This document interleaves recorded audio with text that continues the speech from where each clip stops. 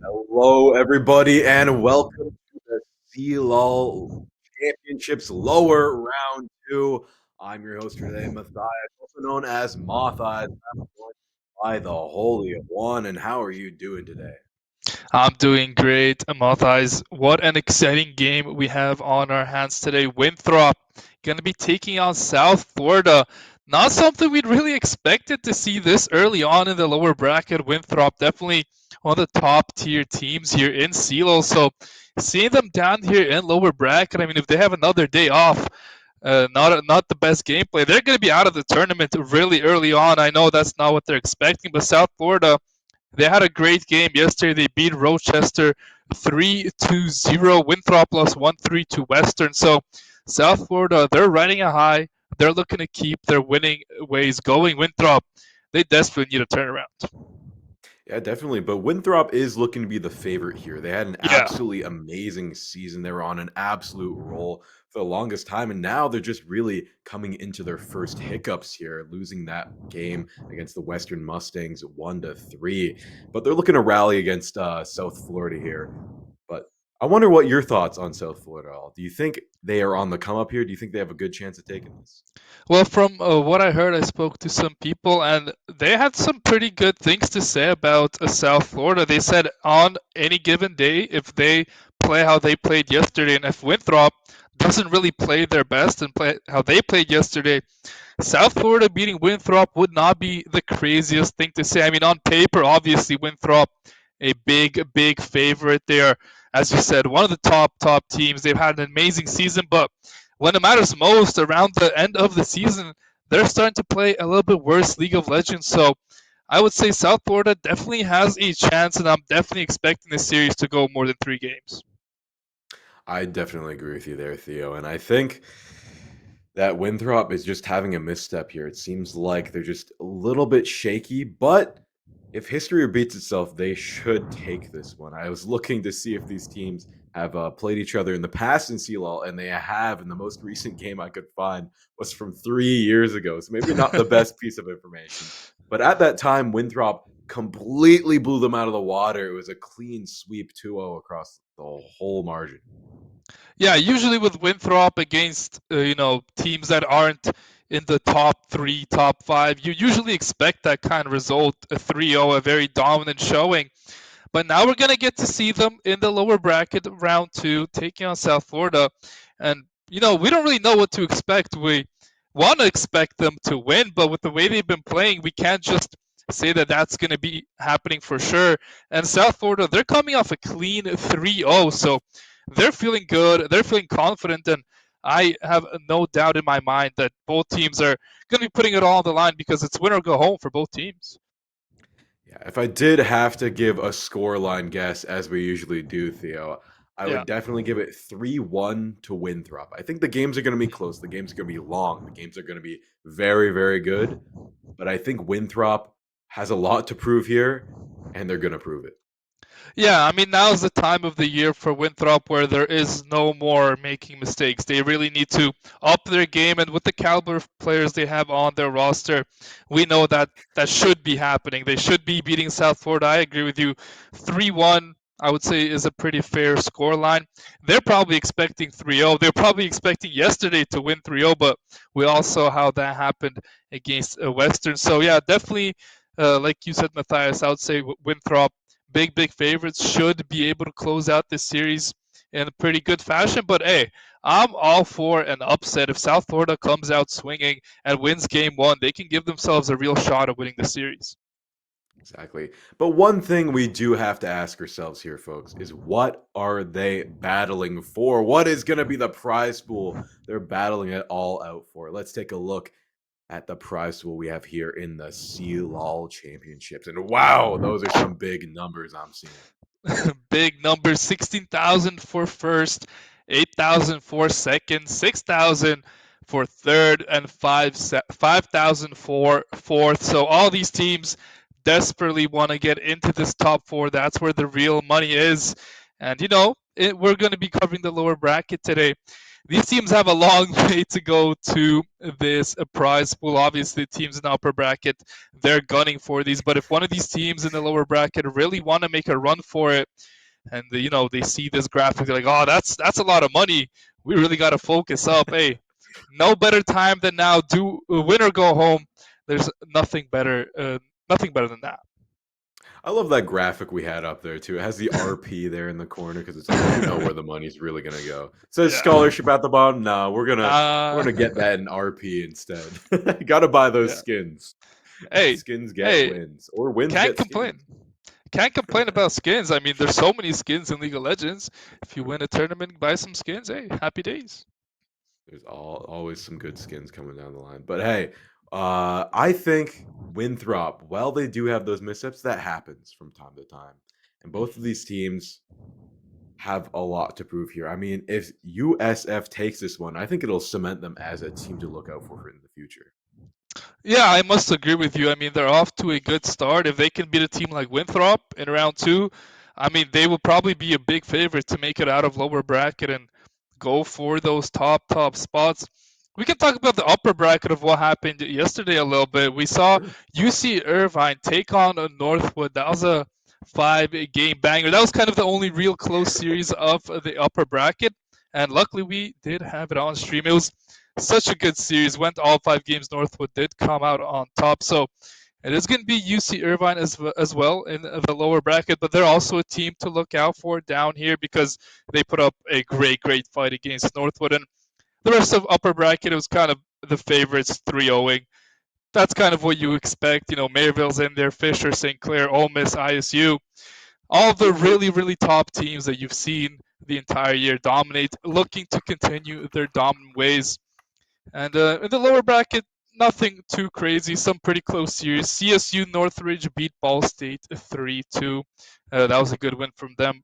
And also San Jose State beat Ohio State 3-2. So those were the only two real close series. Everything else was kind of 3-0. So there were some really close series yesterday, but majority the big favorites were able to move on. So just a pretty good start to the tournament, It honestly. was. Seeing some underdogs win, some close series, you couldn't ask for a better start to CLOL. Yeah, it seeded pretty well. I mean, all the matches went about as expected, aside from those few upsets, and that's what you really look for is those upsets. And we might have another big upset today in this USF game against Winthrop. I mean, USF, they definitely are not as storied of a team as Winthrop. I mean, I was looking at the two rosters the teams have. I think USF has 6 players. Winthrop has an entire roster of Yeah. 16 players and subs, and they're just far more built up, far more supported. So I think USF, they have a lot of heart and they have a lot to prove. And I think today is they finally get to do so. Yeah, today is definitely they definitely didn't expect to be playing Winthrop in the second round, so that probably threw them off a little bit. But hey, you're playing them now. You got to focus up, Matthias. I believe it's not fearless draft, so we're going to be seeing probably a lot of the similar champions in games back to back. And Matthias, what champions would you like to see today? Not what you think we're going to see, but like your personal favorites, like something sneaky. Like yesterday, we saw Cassiopeia top, like something like that. Do you expect to see anything funky coming out from either team? I don't expect anything too crazy. I have a personal favorite pick I'd like to see. Okay. I always love seeing Viego, Jungle Viego. Such a fun champ to watch. He's a mix of an assassin, shape shifts. It's always such a joy to see him on the Rift. Yeah, I would definitely not be surprised with a Viego. It's pretty strong champ right now. Obviously, you have your big tanks, your Maokai, your Skarners, but do we really want to see that, Matthias? No, we don't. We want No, to see the Viego. We want to see the resets. We want to see the Lilias. true. Big damage. I mean, hey, I'm all for it, Matthias. I'm all for it. Something I've been playing. I don't think it's entirely super meta. I've been playing a lot of ADC as of Okay. recently, and I've been playing Hoi ADC, and I've Ooh, been you finding rat. success personally. Oh my god, disgusting. How can you do this to my role playing Hui ADC? It's fun, man. It's fun. It's got a lot For of you? poke, It's got a fun lot for of you? range, it's got a lot of It's not util. It's not fun for the other ADC that has to stand two That's screens true. That's away true. to CS. Like I play Samira. If I go up against a Hui, Oh I yeah, just yeah, it's just disaster, isn't it? that's But true. That's true. it's definitely strong. Like we don't really see mages in the bot lane in the high level of play because on hit carries just have so much value. Like you need That's that true. damage. And there are some AD mids you can play. We saw yesterday a lot of Jace mid, which is not the most meta, but Jace is just one of the best champions in the game right now. Has a lot of damage. So if we see a Jace mid with a mage support like a Ziggs ADC or a Seraphine ADC or as you said a Hui ADC, that could throw like I wouldn't be surprised if South Florida whip something like that up and kind of throw Winthrop off their game. I think if South Florida want to give themselves a real good chance at beating Winthrop, they need to play something that Winthrop haven't practiced because if you're just gonna play meta into Winthrop, most likely it won't work. Like they've practiced the meta so much. These players they play all day. They're as good as they are for a reason, and they know how all these super meta champions work. But if you throw something they haven't really practiced against, I mean that will give you a much better chance of winning the series.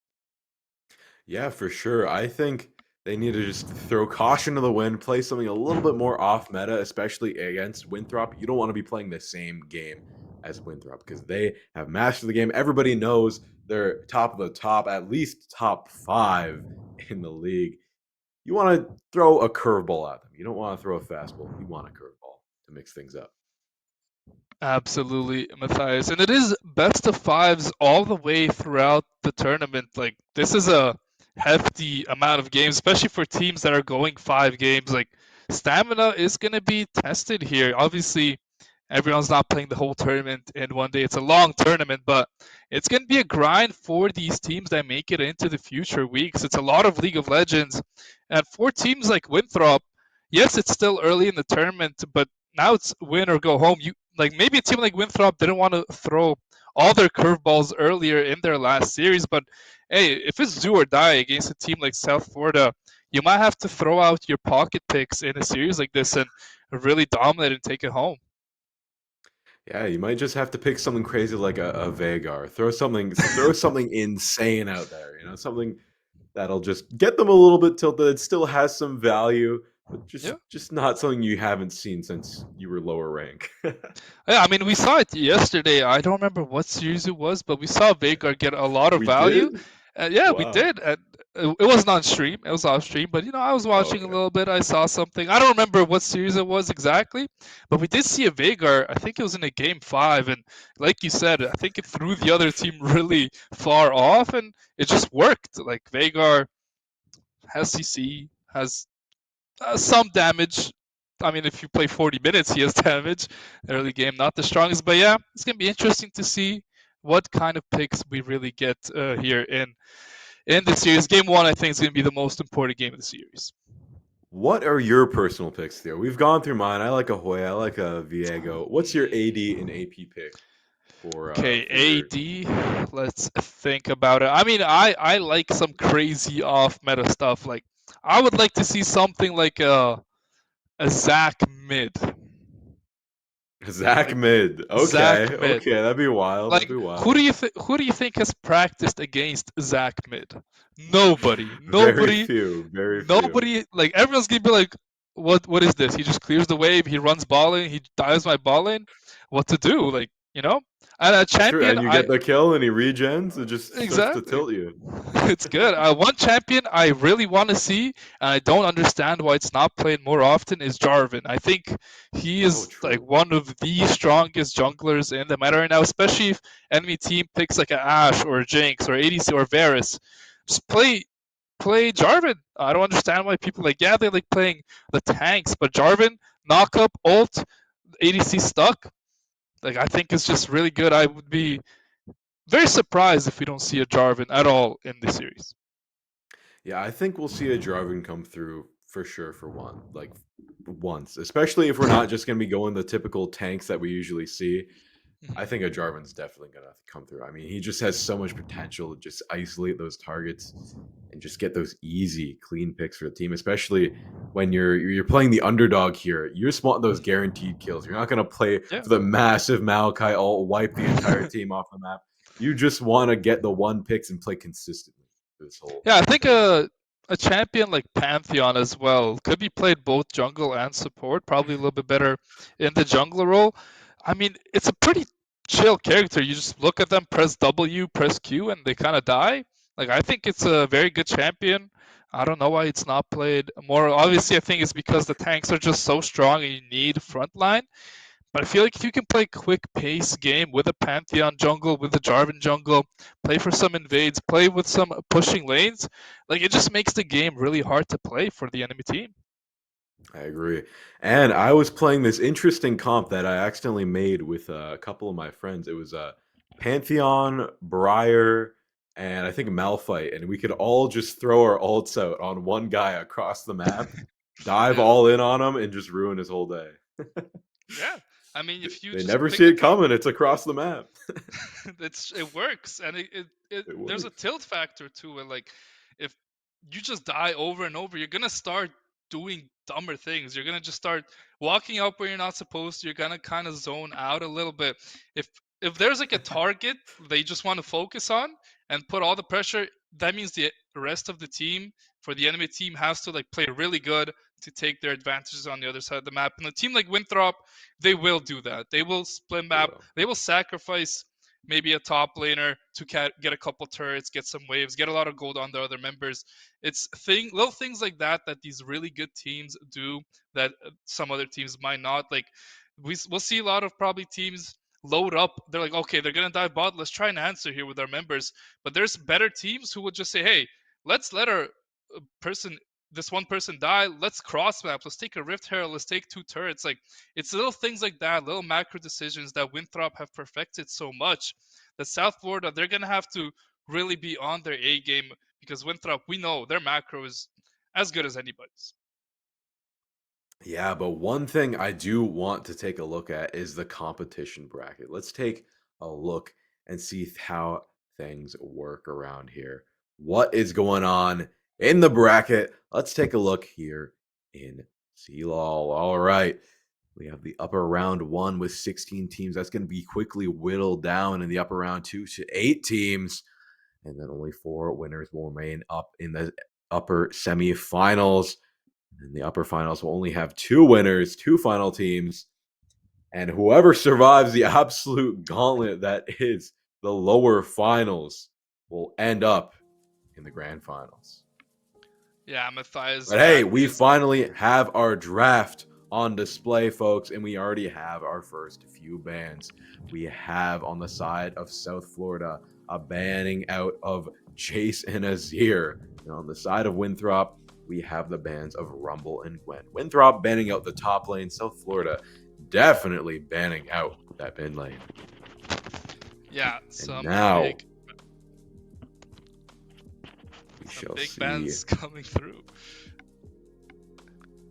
These are some absolutely massive bans. The Varus getting banned out. That's a ban I haven't seen in a while, nor a pick.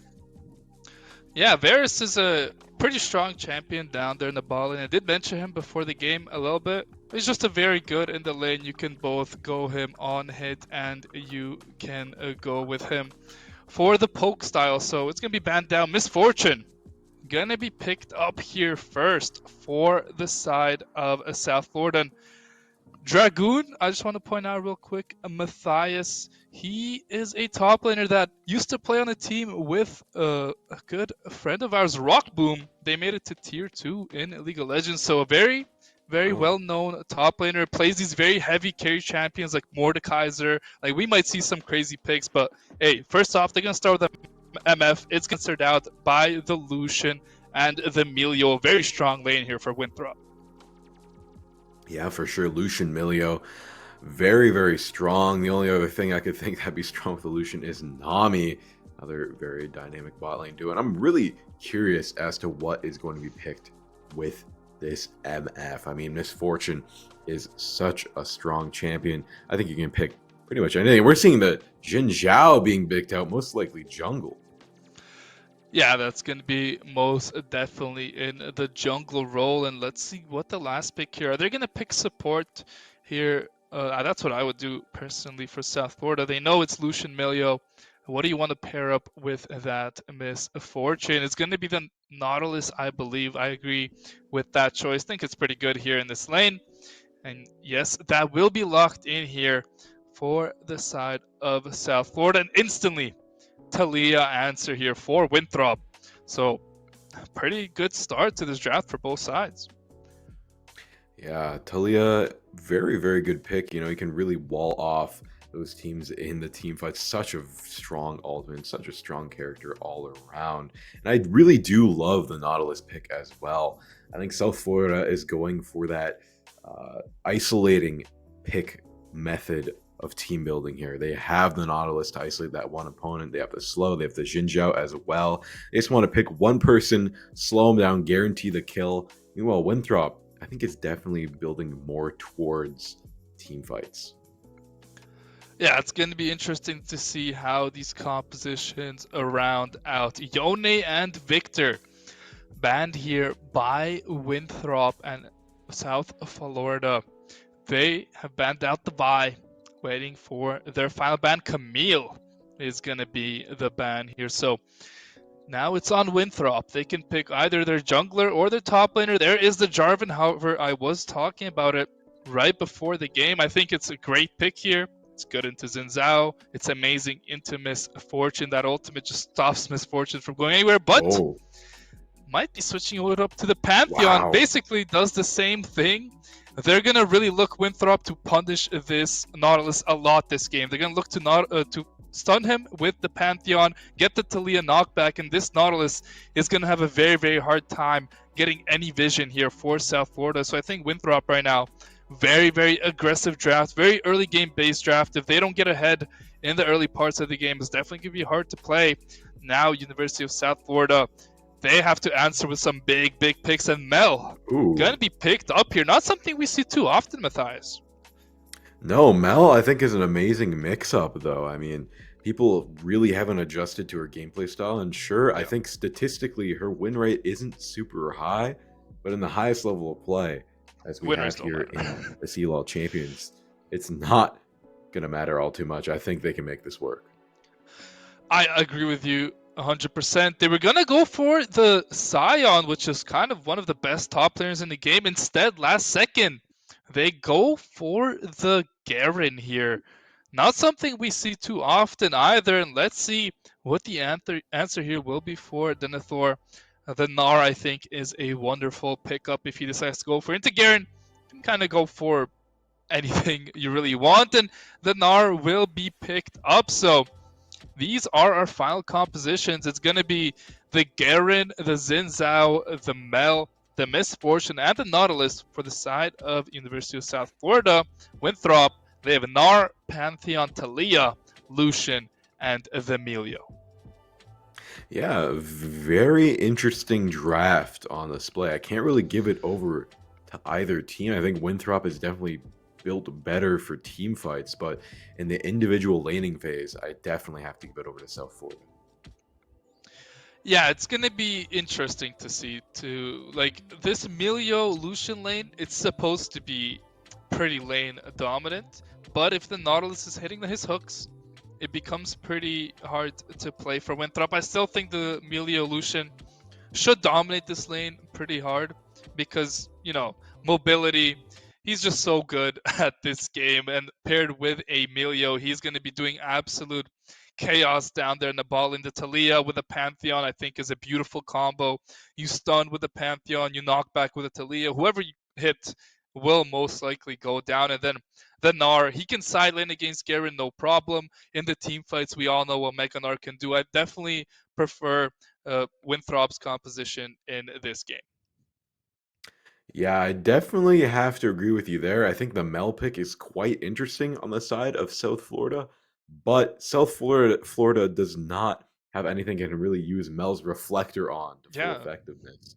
I mean, that's a small part of her kit, but it's probably the most useful part of her kit. And they don't have any big bullets, arrows, or rockets to reflect back. Everything is kind of a multi-hit on the side of Winthrop. yeah, I was thinking the exact same thing. Yeah, they have the Lucian ultimate, but like, that's You literally could it. block half of it. Yeah, you can block half of it, but I don't think, yeah, as you said, I don't think there's anything else to block. So the Mel pick, not my favorite here, but I like it because we don't see it often. And as we talked about, these players, they've mostly practiced against super meta things. Mel, as you said, isn't really picked much, isn't really known that much as a champion. Probably not everyone knows how every interaction with Mel works. So Mel gonna have a bit of a uh, should have a bit of an advantage just matchup wise if the side of South Florida of their mid laner really knows how to play Mel. He could definitely get a nice lead in lane, but I think the main way for this game to be played is Pantheon Talia. They have double global ultimates. They should really be making plays on the side lanes, either top or bottom. And I think Winthrop, through that, should just be able to snowball the game as soon as they hit level 6.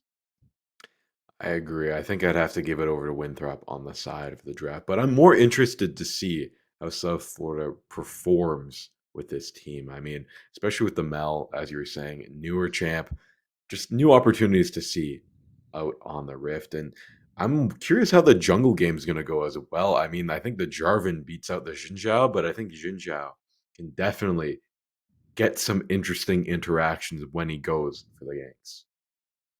Yeah, Xin Zhao also, like Pantheon, is a very strong early game jungler.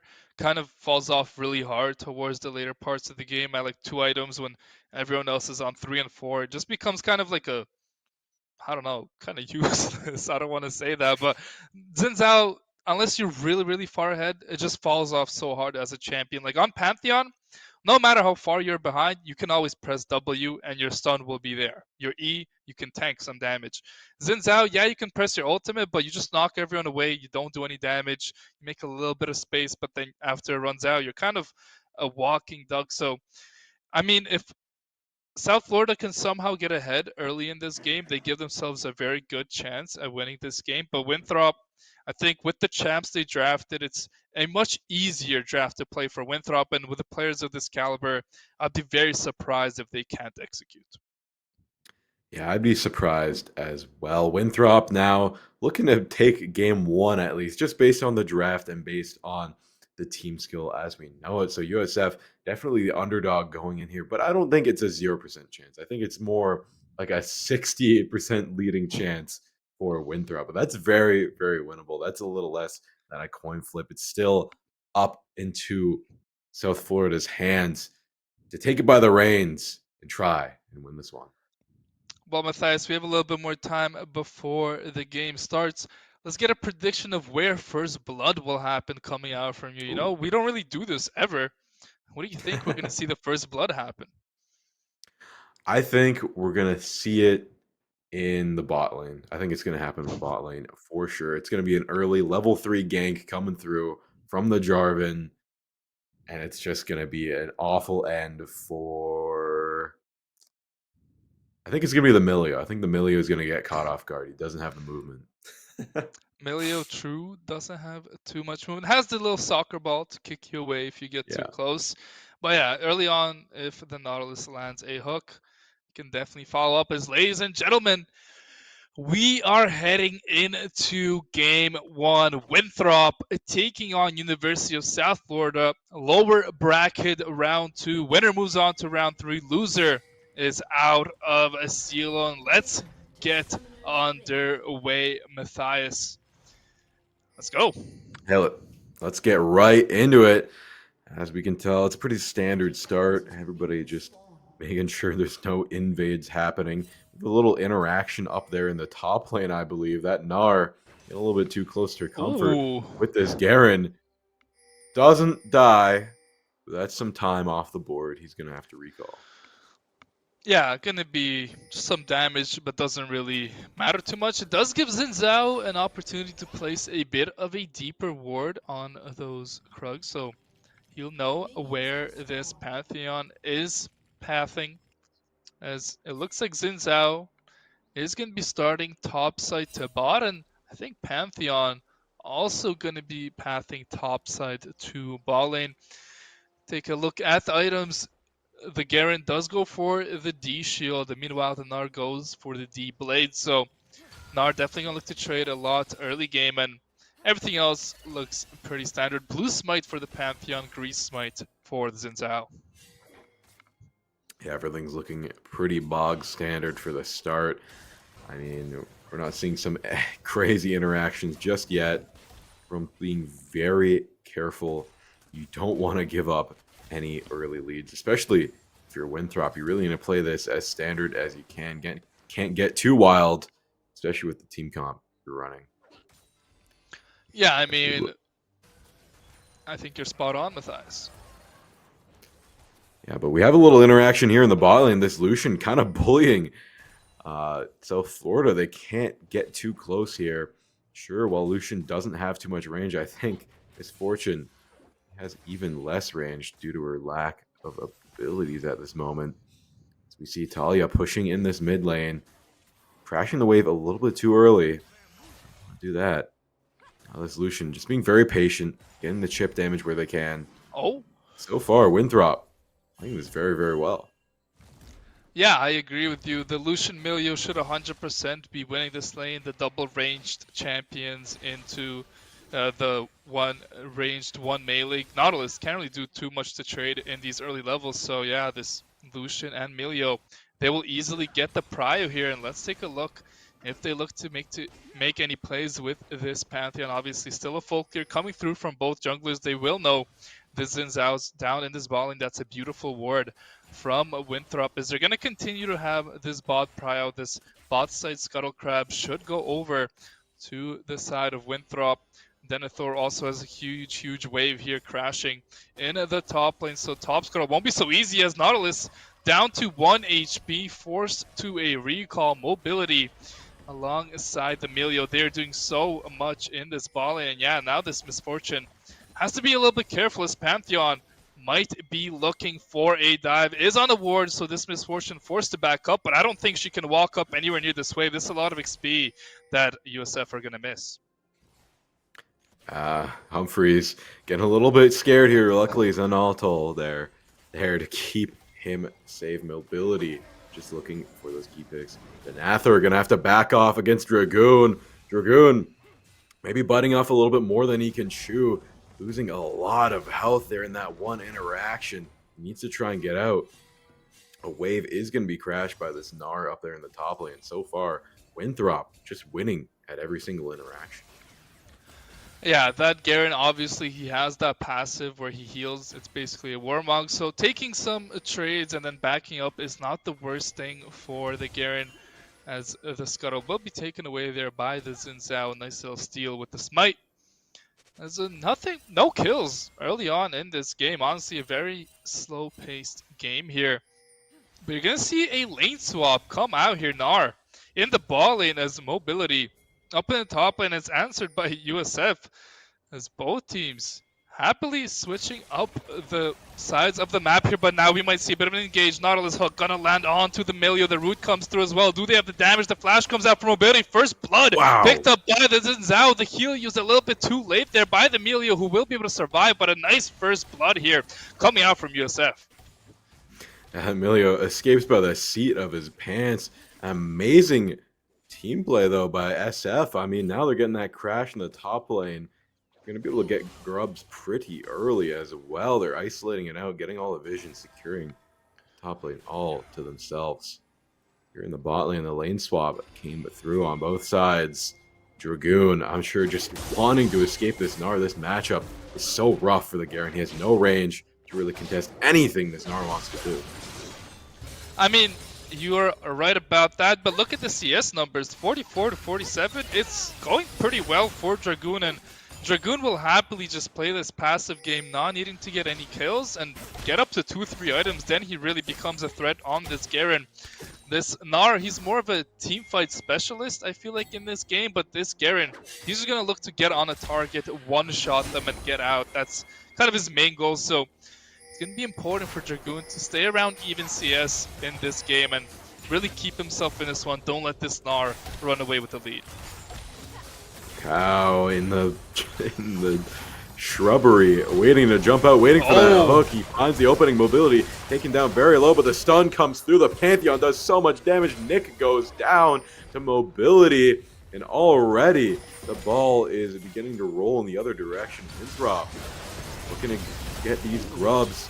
Big knock up as well. Zana getting taken down by mobility, just doing so much damage, opening up Wilco, able to take grubs. Yeah, that's what I was talking about. The pick composition here from Winthrop is good. Dragoon has to be very careful. It's going to get solo killed. What a job there by Denethor, and flashes away. No TP. And now we're really going to see the game explode here for the side of Winthrop. They pick up 3 kills. They get all the grubs. And they get so much space on the map. Up 1.5k gold at this point in the game. And this is exactly what they want to do. They get their level 6, they get their global ultimates, they get the Talia wall on the Xin Zhao. It's such an easy kill. And then Denethor doing God's work on the Nard, getting the counter pick into the Garen, and showing exactly why Winthrop want to win the series. Yeah, it looked like University of South Florida had it there for a second, but now Winthrop, in that one interaction in the top lane, they absolutely just blew this entire game wide open. Now Winthrop securing a big lead in every single lane, every single method. Now SF really, really needs this dragon to try and get something, anything, get them back in the game.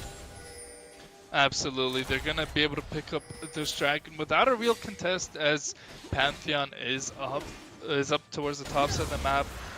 It's gonna path down, clear out of these camps. The Mel is even with the Talia, maybe a little bit ahead actually in the CS department, but both mid laners just kind of chilling, hanging out. His Misfortune hasn't died yet.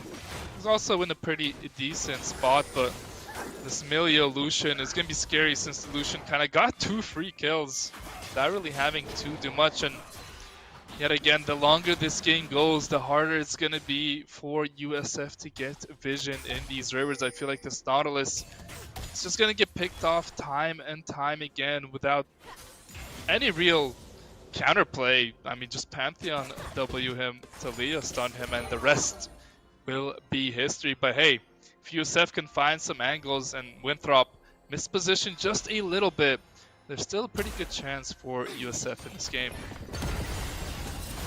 Yeah, I don't know how well things are going to work out for them in the bot lane. I mean, mobility is an absolute monster. He's already gotten the big feed lead there. Then after running away, escaping just barely from this Garen Dragoon, definitely starting to wake up in that top lane. Even though he's down, he's just taking the CS, building those items, playing the long game. We might see a dive here coming in. Here's the 2 global ultimates. Misfortune ults the wave. There is no wave here for Winthrop. They need to kill this kill quick. They get 1. The trade comes through. It's 1 for 1 at the moment. But Milio, look how much damage that turret did. Wow. Doesn't find the kill, but in the end, it's still pretty good here for Winthrop. That wall is beautiful by Sword. Keeps the Milio alive, and that's going to be a good trade here. Trading your jungler for enemy ADC is not bad. And Dragoon has to be careful. Almost gets solo killed again. Winthrop making plays all over the map. And let's take a look at a replay of what just went down here, Matthias. Yeah, let's take a look at this. I mean, the Pantheon ult going in, the Talia jumping over the wall, the MF ult just to scare them off, lure them in. It's just so much damage, and that Lucian ult does so much. And the biggest play, I think, indeed, is this wall.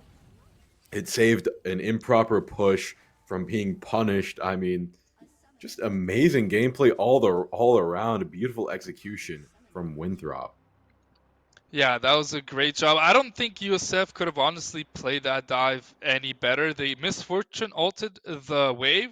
The Misfortune flashed up to avoid the stun from the Pantheon. Then when the W came through, the root came in from Nautilus. So honestly, that's basically all they can do. Like anything else, you just hope that Winthrop misplay. And they didn't. Winthrop played it well. So a 1-for-1 trade there under the tower. Obviously, the Misfortune falling definitely benefits a Winthrop. And then I feel like after the wall came out, Xin Zhao could have probably flashed over that one. He has ult. He should have probably been able to kill that Milio, but maybe South Florida playing a little bit passive. They know they don't want to flip the game this early on into the game, as you know, we did have a little bit of a pause. Don't know the reason for that just yet. But so far, Matthias, what are your thoughts on this matchup? I mean, I think the pause is because of the Xinjiao. I think he had a little disconnect, reconnect, weird thing going on, maybe some connection issues. But overall, my thoughts on the game are interesting. It's interesting how well Winthrop is playing, especially after they've had a few, missteps in the last few games they played.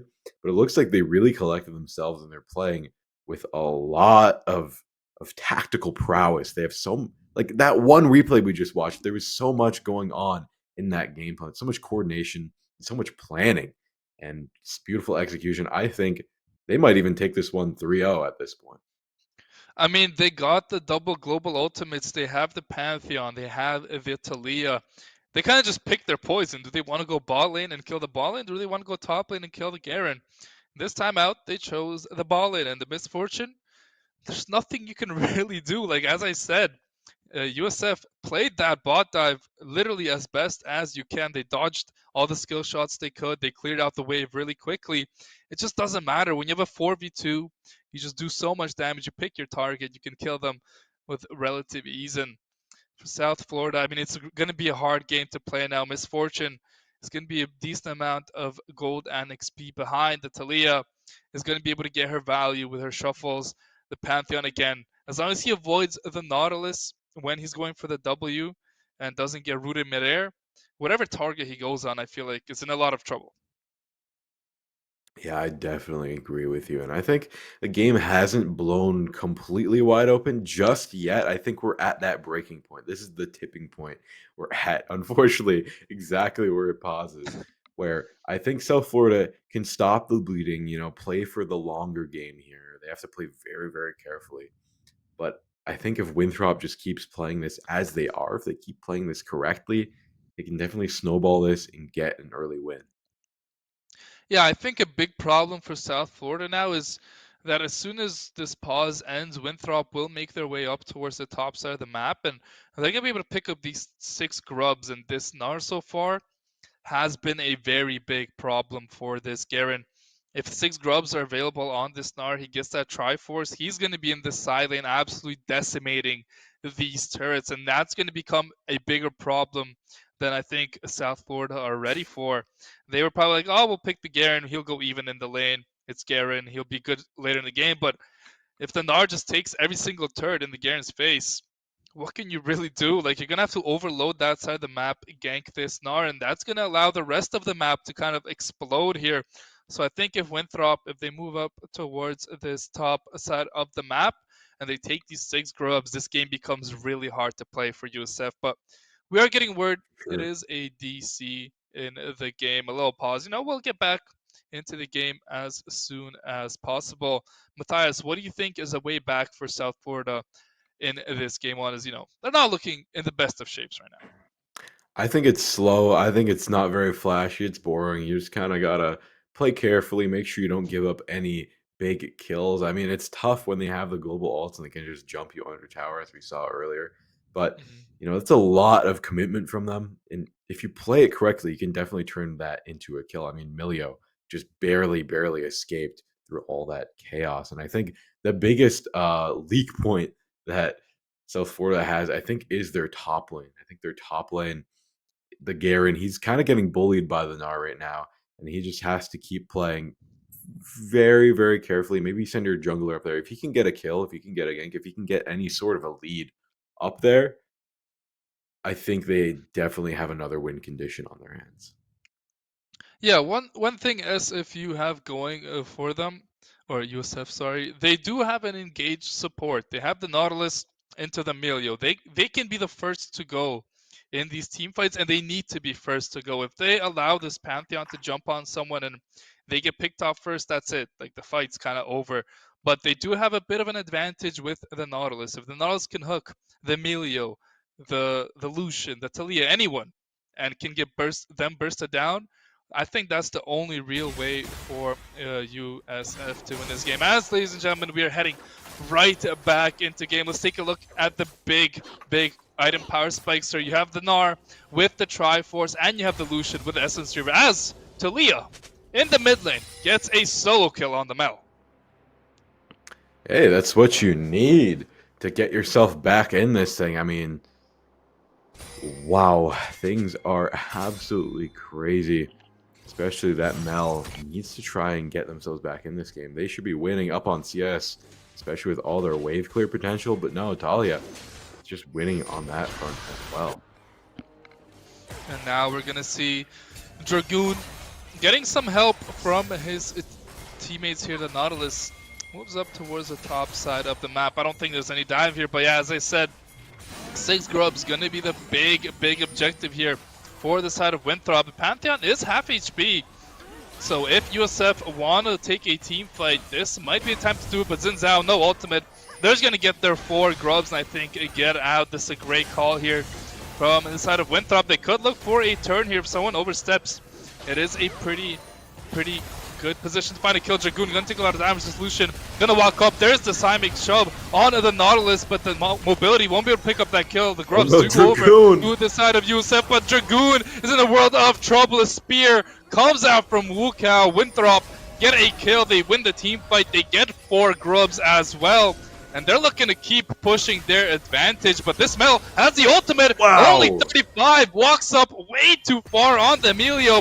Does fall down, but they're still looking to turn 2v3. They pick up the Xin Zhao. This Pantheon is practically unkillable. Misses a Q, but gets the kill onto Nick, and now it's Mel. Doesn't have the ultimate, picks up the Pantheon, but the Talia will easily find the trade back. A huge team fight, but it goes in the way of Winthrop. And I think that's a little bit of a peek into our future. That Mel had so much value there in that team fight. Sure, she ended up dying to the Talia, but she got 3 kills worth of value there, just isolating those key targets. And already, South Florida, I think, has figured out their win condition. If they can get this Mel back on her feet, if they can get her into a winning position, play around her, I think that's what they have to do to win this thing. Yeah, I mean, that's a start. Mel got a couple kills, but you have to remember 4 grubs in the favor of Winthrop. Let's take a look at a replay. That was a completely crazy fight. Here's the Lucian, not finding the kill yet, but then Dragoon on the Garen. He can't move, he's slowed up, he gets speared out, and then you think, this is it, right? Like, everyone's just gonna get out. No, Mel finds a nice route, and Winthrop, they decide they want to keep chasing here, and the Emilio just gets completely one-shot there by the Mel. Now the numbers are here for USF, but look at the Talia Pantheon. Big damage. Pantheon hits that Q on Nautilus, might be able to survive as well, but misses it out. Takes a little bit longer to find that kill. As let's get back into real time. Another team fight. These teams really turning it up now, and down goes the Xin Zhao, this Pantheon, with the Talia just causing havoc right now for the side of USF. Yeah, USF taking these team fights, and I don't think now is the time, especially after you lost the last one. It's all starting to fall into place for a Winthrop. Beautiful kill by Deathanor. And now, big hook, this Nautilus. They're just kill hungry. They want something, anything, to get themselves back into the game, where I think their only avenue to do so is to play slow and patient, but they're going all the way to the wall to try and find some way to turn this around. Yeah, I mean, it's 15 minutes into the game, Matthias, and it is a massive goal lead. Around 6,000 to be exact. That is a big one. They have the 4 grubs. Yes, USF does have a dragon, but that's basically it. They have a dragon. Like, that's basically it. Everywhere else playing is for soul. Yeah, you think they'll get to a soul this game? I don't think we're gonna reach it, but hey, that is your win condition if you're University of South Florida. Things are not looking good at this point in the game. You have to be thinking that far ahead. Because right now, sure, you're down in every sense of the word, but if you can stop the bleeding, you can try and bunker down and play for the long game. Play for that soul at this point. You might have an avenue to a win. I mean, if this game is still going by the time Soul is up, then USF have done a wonderful job to come back into it. But hey, Winthrop, they're not going to allow anything to go down. They take the Dragon themselves. Dragoon down 2 levels on this Garen. Does have the Strike Breaker, does have the favorites, but they're going to straight up dive this Mel 100-0 under the tower. And yet again, the double global ultimates. They just come out of nowhere. They find the kill. Xin Zhao, he's going to go in. This is a dangerous play. The nice knockback there coming from the Talia. And Xin Zhao, he's not going to be able to find that W. The Pantheon still alive, gets ignited. Can they find the kill here? Pantheon on 1 HP, just flashes out, but here's the Misfortune. Gonna flash in, picks up that kill. Talia, though, in the 1v2, picks up one, picks up the second, and I don't think Misfortune has the damage here. Sword doing so much here, doesn't find the knockback. Misfortune will live, but another big win here for Winthrop. Sword is the master of this game. I mean, he's controlling every single fight, getting in and out on his own terms. He is free to do as he wishes, and meanwhile, Mobility, also the absolute powerhouse. No one can mess with anybody, any single laner. I mean, Winthrop has blown this game wide open. Denethor up in the top lane, fighting Dragoon. Mobility by his side, dashing through the wall. Gonna go for the ult, and Mobility is on a rampage, taking down Dragoon. USF in absolute tatters right now. They need to try and find a way to stop this roll coming through from Winthrop. Yeah, Winthrop, I mean, they are just firing on all cylinders right now, showing why they are one of the top teams here we have in CLOL. And yeah, they're gonna have to make a lower bracket run to get up back in the top standings here. And this is a great start for them on this lower bracket of round 2. They are absolutely playing out of their minds here. And let's take a look at these big item spikes now. Infinity Edge picked up here for the Lucian. The Talia really close to that second item, as well as for the side of USF. I mean, they're behind a lot of gold, they're behind a lot of tempo, their turrets are dropping. If you're USF, you have to go for a desperation play, and a couple desperation plays. The Dragoon might be able to find one right now, but I don't think he has the damage to kill the Pantheon. The rest of the team's gonna come when the hook comes through, and the team fight's gonna kick off. Milio gets the ultimate. There's the first kill going down onto the Pantheon. Milio has to be careful, goes down, goes in, out, trying to get onto the Lucian, but can't find it. Talia does come through, as well as USF now running for their lives, but this Gnar is in here. The hook is nice. There's the Misfortune ultimate. Can Dragoon find the kill? Mel's gonna be able to find that one, doesn't get the kill onto the Milio, though his sword picks that one up. It's a 3-4-2 for the side of Winthrop as they look to continue pushing these lanes. Gonna keep shoving these lanes all the way down. They're on the tier 2s. They haven't broken a tier 2 yet. SF still has some ways out of this. Denethor going down the bot lane. They're gonna go for a split push method. I don't think they can plug all the holes in this sinking ship, but they're damn well gonna try. And now Pantheon rooted. He just got burned down in no time at all. Xin Zhao flashing over the wall to his death. That was not the right play in my book. And that wall, we didn't see all of that wall earlier. It provided so much value for the team. Dragoon tried to do so much. Honestly, the thing I think that you got to take out of this fight, if there's anything to take, is Milio got out on 1 HP. That is tilting. I don't know how you come back from that. Yeah, multiple times now this Milio just able to live on the sliver. And you know, we talked about the Xin Zhao a little bit. He just kind of looks useless at this point in the game. It's not even that late in the game, but this Lucian can just kill him by just standing there and right-clicking him. Like he just kills him. The Talia on 2 items, 2 like tank mage items, can be very hard to kill. The Pantheon has a Black Cleaver, has the Sunder Sky as this Xin Zhao is caught out again. Look at the damage that's about to come over here from this Lucian. The ult comes out, 1 HP. Pantheon the Nautilus goes down as well. Matthias, 2 quick kills again for Winthrop as they're just looking to close this game out as quickly as possible. As the Rift Herald gonna get drifted over to the mid-tier 2. Drifting all the way down, missing the tower, but hey, it's still gonna get some value in the lane. Mel trying to do some damage from mid lane, but you don't have enough range to really contest with Talia. Waiting for the next crash, and now I cannot believe this. Sword is gonna get another kill with Woko there. I mean, this Pantheon, we gotta shout him out as well. He's had 10 assists, 6 kills. He's there at every single interaction, making sure to keep things locked down. Yeah, I mean, this Pantheon is causing havoc. This Garen, last pick, is just getting 0 value this game as the Gnar is fully unleashed here. Let's see what USF can do here to try and bring it back. This dragon, they can't really contest it. If I'm Winthrop though, I don't go anywhere this dragon. I go in these side lanes. I use my 4 grubs. I try and take away all the space on the map for USF to walk through and try and just get as much deep vision. It's around 20 minutes, so the Otacon spawning in the bot side of the map, and you can see USF, they didn't even think about contesting this one. Winthrop just gonna run down here, free Otacon, and this is a big objective for Winthrop to continue their snowball. It's an absolutely massive objective. I mean, Humphreys is going to get a tower in the top lane. That's some gold in the pocket. But an Otacon might be what they need to finally end this game. I mean, it's been teetering on a collapse for USF. But right now, I think Winthrop might have that final blow.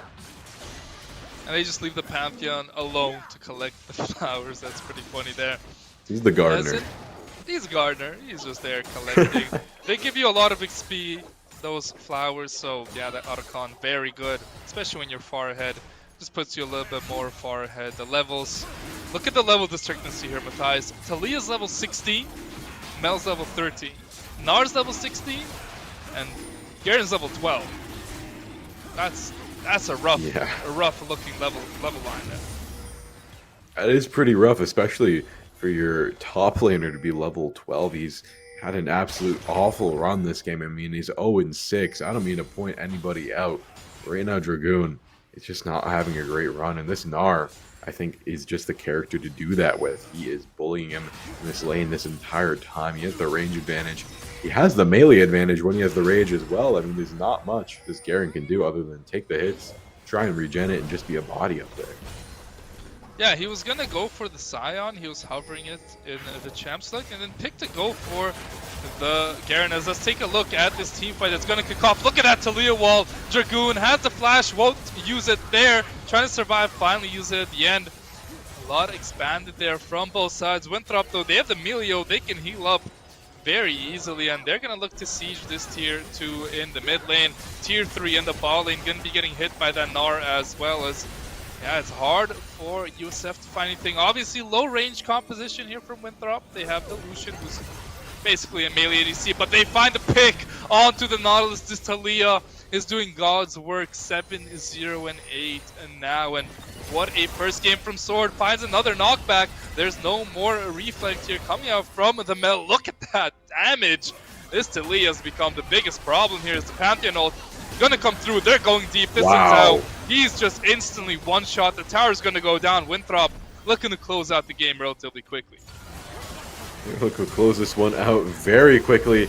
Already Woko going all in on that backline, taking down Humphreys, and now Dragoon running away, trying to be the man under the tower. A minion gonna try and take down Woko. He doesn't really have an exit. Oh, he finds a minion to jump to. Now the stun comes through, and Dragoon, already reduced to ribbons, has to retreat.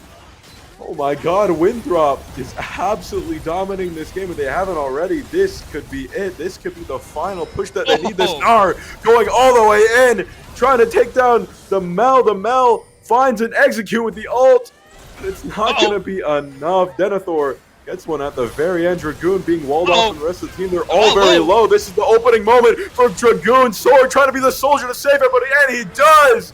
And Winthrop secures their lead and doesn't lose too much. Yeah, and now Winthrop might look to win the game. That Q misses, but look, there's going to run down the Xin Zhao. No real counterplay. Misfortune gets hit by the stun.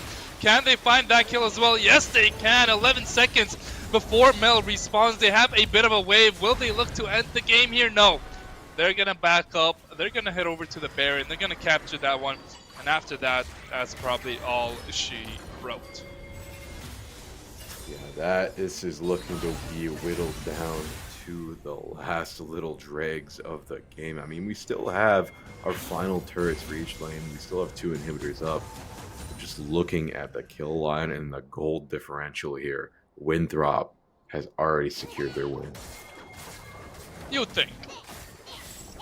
Yeah, I mean, there's still a Baron steal comes through, you know, they hold the lanes, bring this all the way to 40 minutes.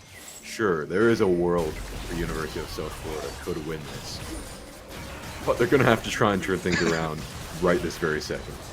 Yeah, I don't know how they get in range to even sniff this Baron, as they don't really have vision anywhere outside of their base. Winthrop, they already got the bottom inhibitor. They're just going to look to play on 2 lanes here. Probably a 4-1 or something of that sort. It's going to be the Million Illusion in the top lane. The rest of the team hovering as Italia and Pantheon can pick where they want to go with their ultimates very quickly, very decisively. Mid tier 3 getting hit by that cannon there. Going down very slowly, but it's just a matter of time, you'd have to think. And it looks like Winthrop, they're going to overload the top side of the map, as top tier 3 is going to be their big focus. Yeah, they really want to take down all the turrets. It looks like top is going to be the one they want to focus on first. Oko just trying to bait out any projectiles here. You can block with the shield. And already the wall comes through. No one's going to be able to stop this turret from being taken. The jump comes through from Woko. That's the initiation. And now Jin Zhao being deleted to nothing, doing no damage. Like you said, Theo, he's pretty much dead in the water at this point. Both inhibitors finally being struck down. This is looking to be the kill shot. Yeah, this should be the game. Pantheon gonna ult in. They're gonna pick up whoever they want. Double kill comes through. The bullet time is popped there, but doesn't find anything. So much damage from the Lucian, who gets a triple kill, and just like that, Winthrop gonna be victorious in this game 1 in quite dominant fashion. Yeah, very dominant. I mean, they absolutely had the time of their lives there. I mean, Winthrop, everybody was doubting them after that loss, their previous loss, but now they've proven that they are still a force to be reckoned with. They're still in that upper echelon, that top 5. But that's just game 1. They found what they needed to do. They snowballed it. It's all up to if they can take this home. If they can close it out 3-0, I think they cement that they're still the top dogs. Now it's just up to USF to try and prove how well they can play. How much can they take off a Titan? Yeah, I really love the double global draft. I think Winthrop should stick with that in this series. Yeah, if the Talia or the Pantheon gets banned out, you can play Rise, you can play Twisted Fate, you can play Nocturne. These champs that can get across the map quickly, I think, really caused South Florida a lot of trouble. And in the top lane, Denethor, he was just having the time of his life. Uh, give him those counter picks, and he will do God's work in the top lane. Yeah, that top lane was, I think, the first thing that started to give away. I mean, Dragoon, he's a good player, all things considered, but I think the Garen into the Gnar was just absolutely brutal. And It's hard. with how top lane works, once there has been anything given over, it's really, really tough to turn it around. Yeah, I mean, he got the counter pick, blind picking Garen. Not the best idea as we saw there. But heading into game 2, South Florida, I mean, yeah, it was kind of a bit of a stomp. But hey, that was just one game. You restart a game 0-0, you pick new champions, try something new. I think if they pick a little bit of a better draft this time, give themselves a bit of a better chance, they could win this game too. But if the Winthrop are drafting like this, where they can just dive heavy on the sides, play very strong top laner, it's a team that's very hard to beat. For now, it all comes down to the draft. But with all that being considered, we are going to throw it over to a very quick break. Be right back with Game Two's draft.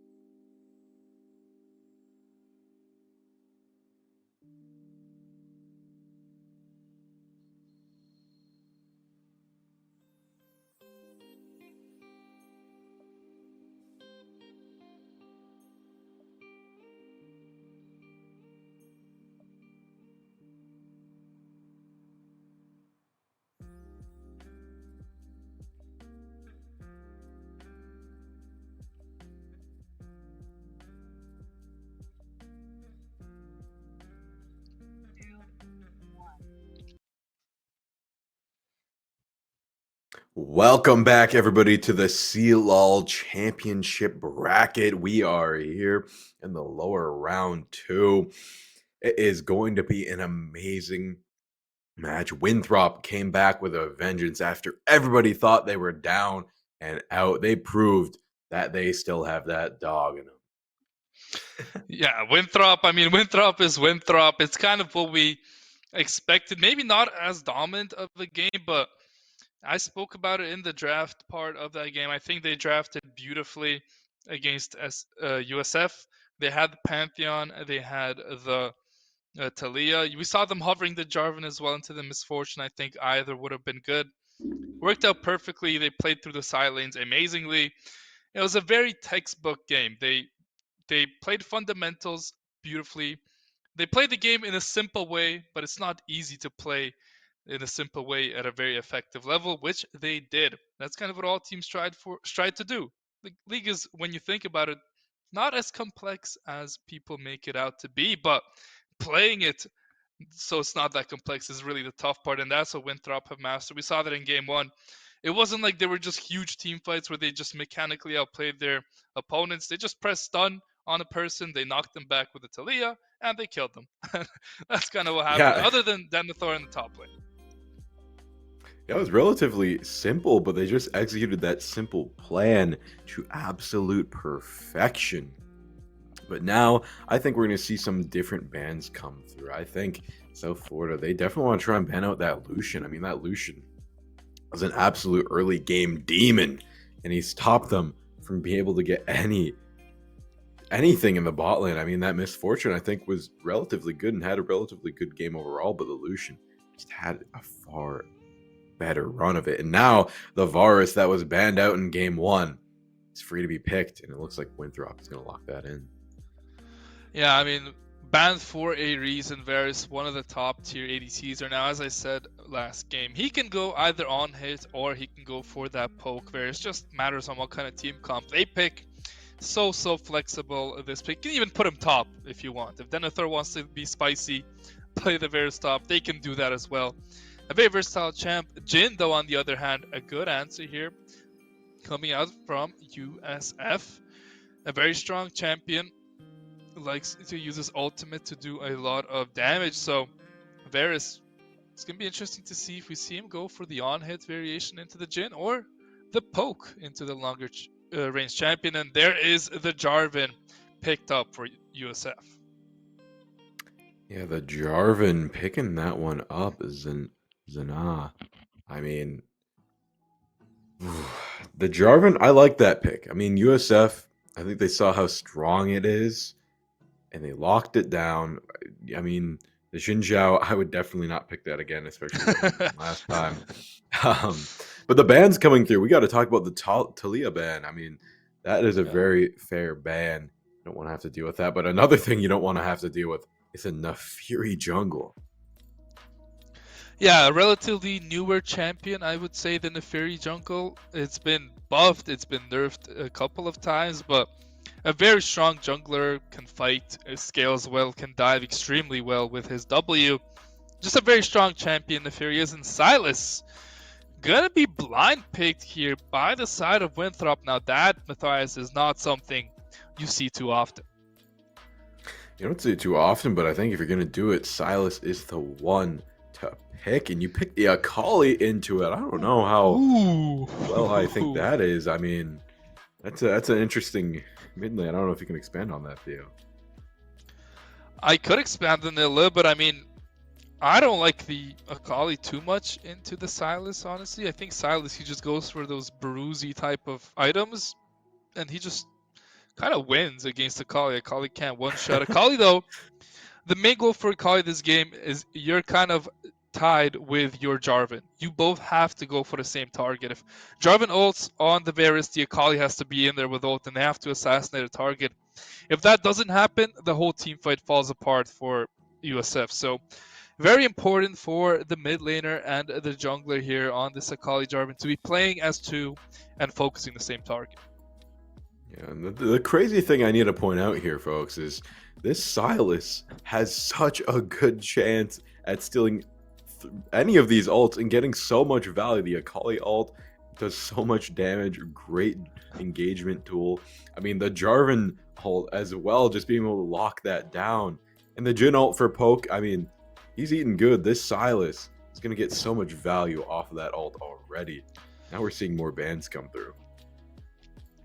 Yeah, I mean, I definitely wouldn't expect the Jhin ultimate to be stolen too much, but the Akali and Jarvan ultimates, as you said, Matthias, very, very strong. And USF, they have to be careful not to pick something that just gives Silas an OP ultimate. Oh, Nyla, no. I was about to say, Okay. well, that doesn't really make any sense. You already have your Jhin. Rel, gonna be locked in. A very solid support, does everything you'd want a support to do. Nice pickup. You can see the bans coming out, by the way, from Winthrop. Cassante and Mordekaiser, because Dragoon's signature champion is Mordekaiser, believe it or not. Hmm. Yeah, you definitely don't want to have to play into a Mord at this point in the game. Mord just is such a volatile champion, and if in the right hands, absolutely brutal. But the Poppy being locked Ooh. in is quite an interesting pick. I'm not quite sure if that's going to be top or if that's going to be support. Could be either or. I mean, there's 3 dashes here for USF. I love that pick. And Aurora, ooh, this is going to be a interesting one. They do lock it in. They could put the Aurora mid, they could put the Silas top, they could do whatever they really want. The only solidified role here, Matthias, that I can tell you is I can guarantee you the Nefiri is going jungle. Everything else could literally go anywhere. I was gonna say the Nefiri could even mid lane at this point. I think the only one that's I mean, locked it in is the could. Varus in the bot lane. I mean, Nasus! you're Oh my god! Nasus is crazy. Oh my god!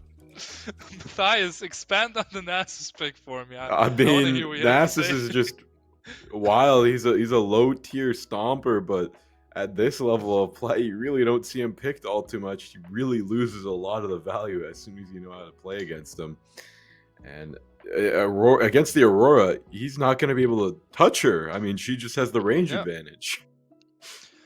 I mean, you'd have to think, right? Like, no way this Nasus can get near him. He's not going Ghost either. He's going for the TP and the Flash. So, yeah, as I said, this is just an interesting pick. I don't know if the Nasus scales enough. I mean, he's going to be pretty scary. It's 4 melee champs here for Winthrop. So, Dragoon going for a all-in or all-out type of champion pick here, and hopefully for USF, I hope he can scale up. I would love to see a Nasus just taking everyone's soul as the game goes deeper and deeper.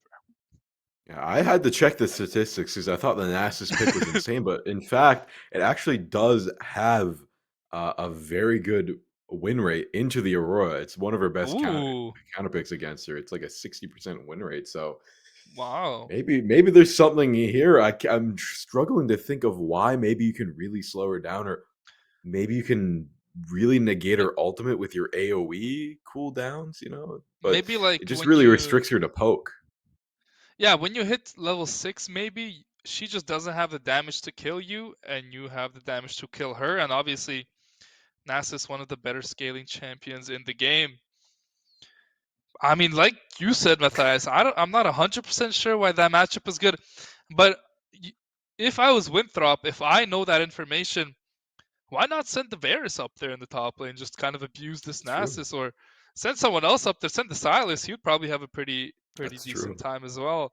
I mean, this can be a fun game, Matthias. I can guarantee you This is that it's gonna be a fun one. This is going to be very fun. I mean, there's a lot of flexibility to all the champions on the side of Winthrop. I mean, it also has like a very clear gameplay engagement loop with all of their abilities interacting. But I really think Winthrop has like the best draft they could possibly have into this. I mean, maybe they lose some of the laning phase, but they have the flexibility to make up for that. They can just swap anybody, anywhere, anytime, and find success. Yeah, it definitely wouldn't surprise me on the first set of grub rotations if Winthrop sends their ball lane up towards the top lane. They'll easily get pry over the Nasus, and they'll be able to take those first 3 grubs and then do the exact same thing when the other 3 grubs spawn, and then play for those 6 grubs, play for the side lanes. You're gonna have that advantage in the side lane. I think the win con is clear for Winthrop yet again. They would love these grubs playing through the side lanes, and then collapsing on targets that are out of position.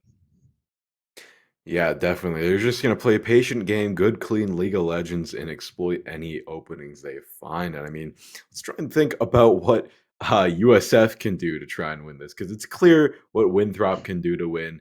But what do you think USF could do? I mean, this Nasus just has to scale. That's kind of the entire story. If this Nasus isn't fed, you're kind of playing a 4v5. Yeah, he's going to be tanky. He's going to do a lot of damage if it gets to a 30-minute, 35-minute mark. But we saw last game, they played a champ that's probably a lot better in lane in the Garen, and they couldn't get past 30 minutes. So I think the main thing for USF here is they have to just slow things down. And it wasn't like they were playing very aggressive last game. Just Winthrop was creating plays and they were forced to answer. If Winthrop keeps doing that, if they just dive this Nasus like 3-man level 4, what can you do? You can't do much. You're playing Nasus.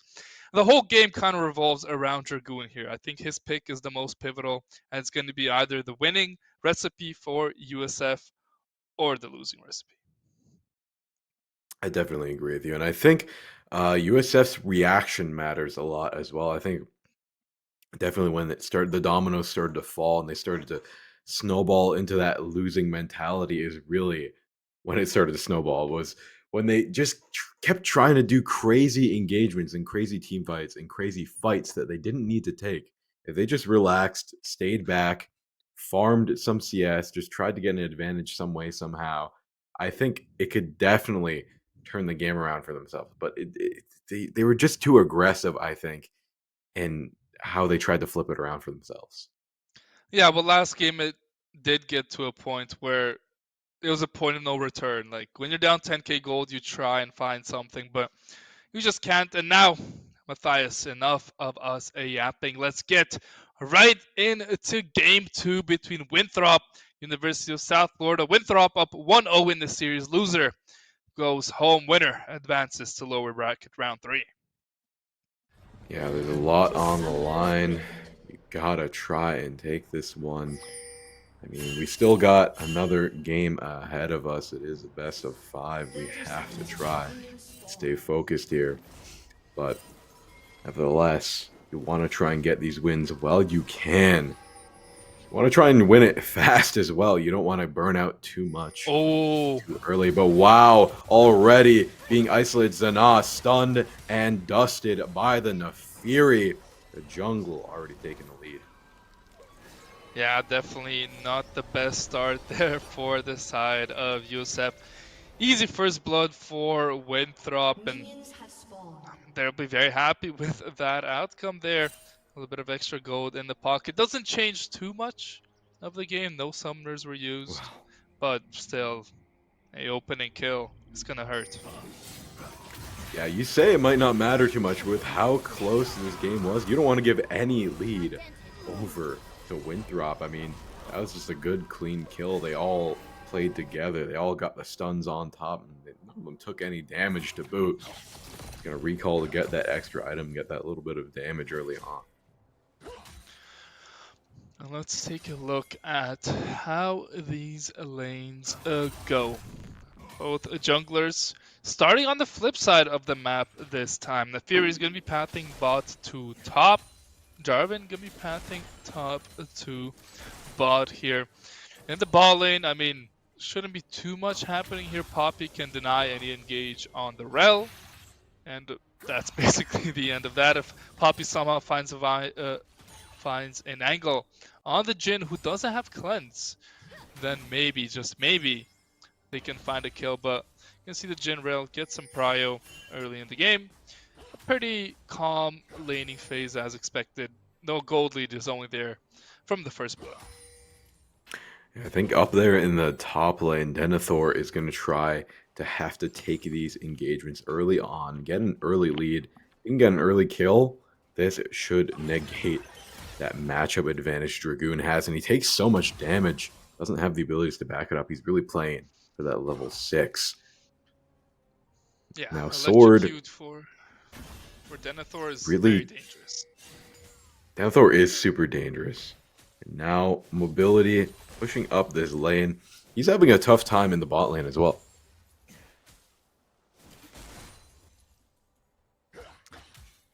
as we take a look at Sword in the mid lane. Has to be careful around this call. I gotta wait for those energy spikes to go down. It's all up to Cannon Bob to play around that rhythm. Yeah, recall's gonna come through here for mobility. No real problems for them in the ball lane. They get it shoved in. They're looking to expand their CS leads across the board. Jindo will have a little bit of CS lead in the ball lane. As this Silas has to be a little bit careful here. Akali might be looking for the solo kill, but Nefiri is hovering, so nothing of that sorts will go down in the top lane. Yeah, I mean, Dragoon, he's just getting bullied out, but he's keeping up relatively well on the CS department, and that's basically all he has to do. If he can just stay alive in the laning phase and keep farming, he's going to be very dangerous in this game. Zana going for a crazy bush camp here. Nefiri, some of the dogs to try and get out. Cannon Bob gonna help with the steel chickens deleted and eaten by Zana. And now he got a little bit of an advantage back there in the jungle. Yeah, but they might look for a kill here. Kali flashes, the Jarvan doesn't find the knock up there. Some cooldowns expanded, the teleport was used by the Silas as well in that little exchange. As this Akali has to be careful, walks up very far, but is the Nefiri too far up as well? The Silas doesn't find the chains on the Akali, who doesn't have the flash. The first blood should go over to the Silas, and there it is. Can they find the kill on Jarvan as well? The damage is there, the flashes come through. One more chains from Sword here, will be able to pick it up. No, he can't get it, but still, a very nice kill for the Silas, who has that Darksteel online. Yeah, that's a good stack. You don't want to lose it too early as a TP comes through already from Cannon Bob. They want to try and turn this into a kill. The Rel is the cavalry to save the day. But luckily, they get out unscathed. He gets to keep his stacks, get a little bit more money, get a few more items from the bank. Yeah, you can see Dragoon, he's trying to rush those Merc treads to really deny the damage. As we get a replay in a bounce sponsored by Exit Bank. A little shout out there, Akali.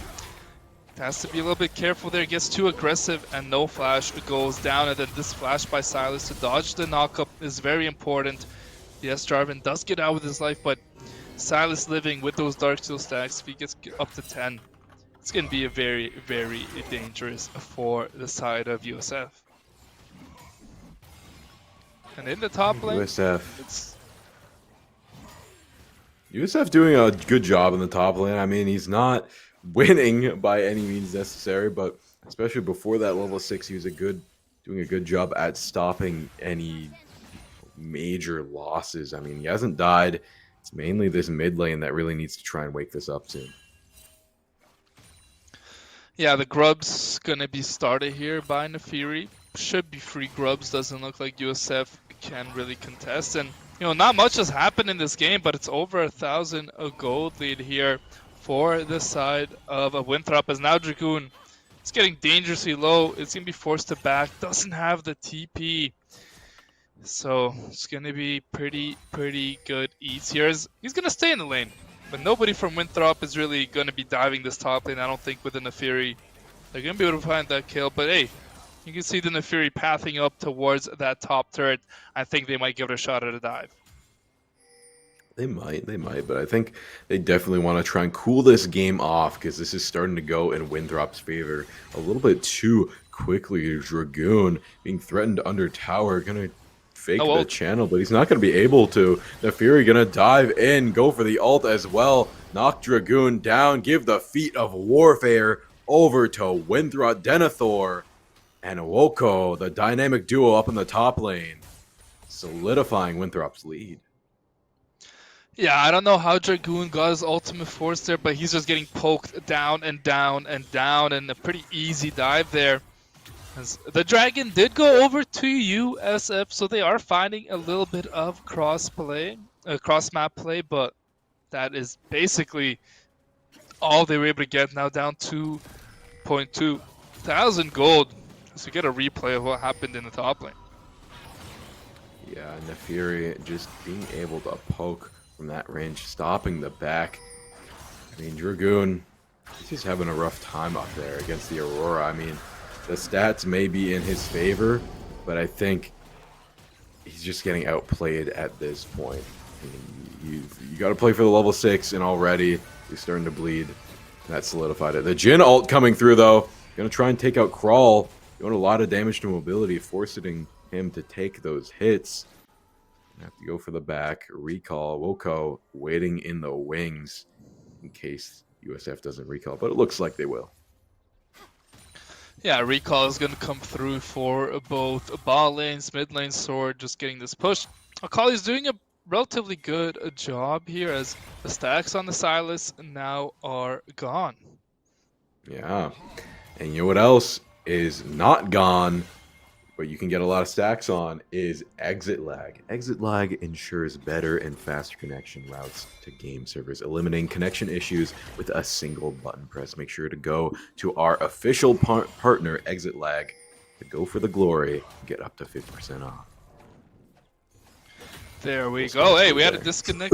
Had a disconnect in game 1. Popped in the exit lag there. Boom. We're right back in the game as we're gonna see a dive come out on top lane. A big stun here. Comes out Dragoon. No real counter play there. Beautiful dive coming out from Winthrop, and another kill on this very starved Nasus in the top lane. But here is the counter engage. It's numbers here for USF. There's gonna let Denethor die as the rest of the team is going to walk out. Silas should be able to push in a mid-wave. So a nice 1-for-1, a good answer from USF. But still, they're going to lose a little bit around the map in the meantime. Yeah, just slowly being whittled away at this point. Winthrop doing an amazing job, though.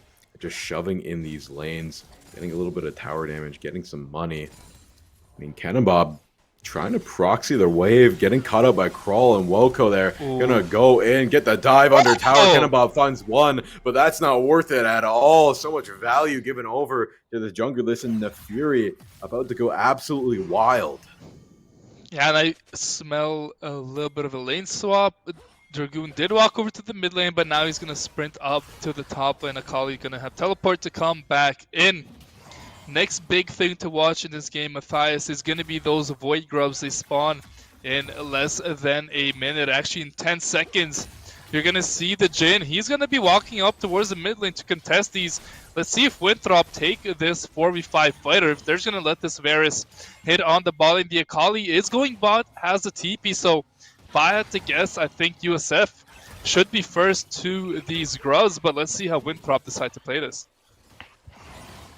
See how it goes, but I think it's gonna go Denethor's way, as it has every single time. He really needs a gank from his jungler or his support up there in the top lane to turn things around.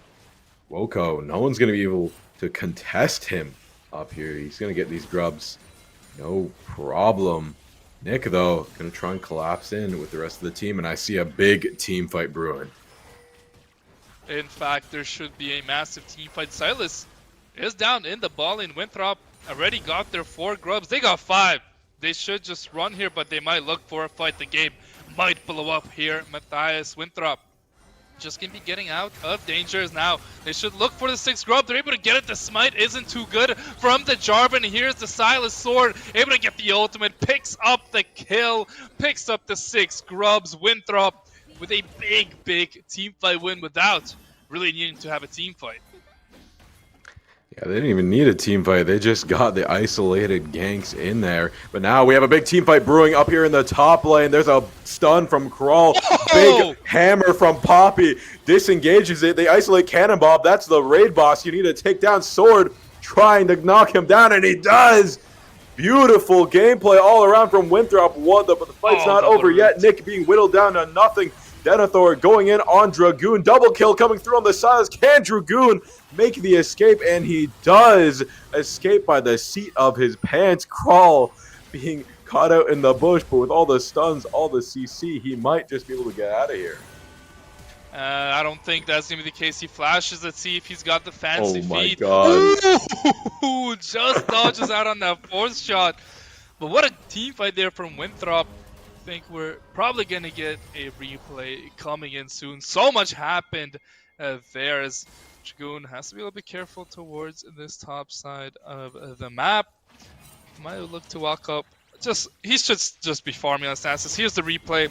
Let's break down what happened here.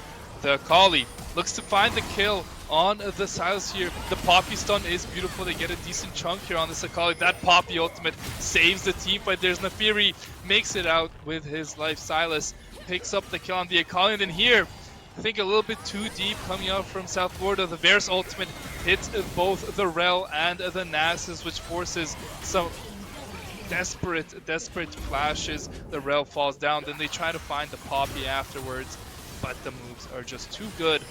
And Winthrop, they're firing on all cylinders, just kind of showing off at this point. Yeah, that was like one of the biggest Poppy ults I've seen in my entire life. And the fact that the Poppy got out scot-free, I mean, the dodges from the Jhin ult is just insult to injury. They were unable to find any value there on the side of South Florida. And already Winthrop, they had an early lead, and they're continuing to just dominate this game. Oh, the Hex Flash gonna come in. Is there a stun angle here for this Poppy? There it is. It does so much damage. Akali can't dash anywhere, and she's gonna get taken down very early, but the trade comes back onto the Nefiria. Shutdown for the Jhin is maybe a little bit too deep here from Winthrop. The Poppy will be next to fall. The Silas is nowhere near this team fight. Dragoon gets himself a kill. The Jarvan gonna go in. Then the Thor forced to flash out away from this Jarvan, and they get the chains to see on him. But here's Dragoon with the ultimate. Gonna get a kill onto the Aurora here as the trade comes through on the Jarvan. But look at Denethor. He's just hitting Sword here, who picks up the Nasus ultimate as well. Denethor doesn't have too much mana, but the Jhin ultimate should be massive. Can he find a single shot? No. 4-shot gonna land onto Varus. The TP comes in from behind. Mobility. He can only walk forward here, but he won't be able to find anything. And just like that, Matthias, USF, they're right back in this game. They're right back in the swing of things, and they're going to cash in on so much money with all those bounties. I mean, that was the game-turning fight. Winthrop got a little bit too big for their britches there. They went for an absolutely insane fight there in the bot lane. Got too overconfident. Pride cometh before the fall. I can't emphasize this enough. I don't know why they went for that fight. Sure, they got one kill out of it, but their entire team got wiped off the map. Yeah, I was thinking after they found the skill on the Akali, they would just back out, but guys, they're way too deep here. Yeah, there's no way out. I mean, the Aurora also got stunned out by the Rel, the Poppy, trying to lure them away, but they weren't falling for it. Jarvan also hopping over the wall there to just close in on this entire team. And Aurora, I think you had to run towards your team. You don't run towards the tower because you end up autoing that Nasus and getting found out. Silas, I think, did an amazing job at trying to make the best of a bad situation. As you can see, they're all nearly full health here. He's half health, pops the ult, gets him down low. But speaking of low, we're going to see Humphreys taking down CLOL in the mid lane. Yeah, easy kill. CLOL getting a bit too aggressive as Winthrop. They have to be careful not to throw this game away. Akali, though, just gets stove 1v2. Not much to do there. Easy kill. Mobility has to be careful. Gets the ultimate on the Rel. And let's see if Sword can just find anything here. But it's, again, numbers advantage for USF. Not sure why Winthrop are taking these fights when they don't have the numbers. They're kind of just letting USF right back this game without any real contest. Yeah, there's no way they can really contest this. I mean, they're crawling it back very easily. USF really brought themselves back in the game, but I think the big decider here is, will this go to Soul Point, or can Winthrop end this early? They do have all 6 grubs. They should be able to knock these towers down very quickly. But 2 dragons up. USF is looking for that long game play. They got themselves back in this, but they don't really have a significant lead. They're still down in every sense of the word. They're losing many, many towers. Mobility just getting way too aggressive. I don't know what he thought would happen. I mean, I don't want to say it, but even though USF are down gold, they look very good in this game. I think their team composition outscales Winthrop by quite a large margin. They have that Nasus, who was so far behind. He's kind of chilling now. At this point in the game, he can free farm that top lane. USF, they held on as much as they needed to, waited for Winthrop to make a mistake, and a couple mistakes in a row happening here from Winthrop, as we're gonna see maybe a team fight around the Rift Herald. It's an 8K and counting. It's gonna be all on only 35 here on this Poppy. Can he find the right engage? Gets the stun on the Rel. Not the biggest engage I've ever seen. The Poppy ult gets one. This Rel though gets onto the Nefiri, who's trying to get out with his life. Can he stay alive? What a force shot there coming out from Humphrey. The trade comes down to the Akali, and the big Jarvan ult coming out from the Silas. Trades coming out back and left and right, but all the kills are going over to Winthrop. A double kill for the Silas. USF so close to taking that fight. Such low health bars for Winthrop, but in the end, Winthrop's team fighting a little bit too strong. I think Winthrop's whole game plan here is to try and stop that Akali. I think they saw the Akali really starting to snowball, get a lot of kills, a lot of power there in that mid lane.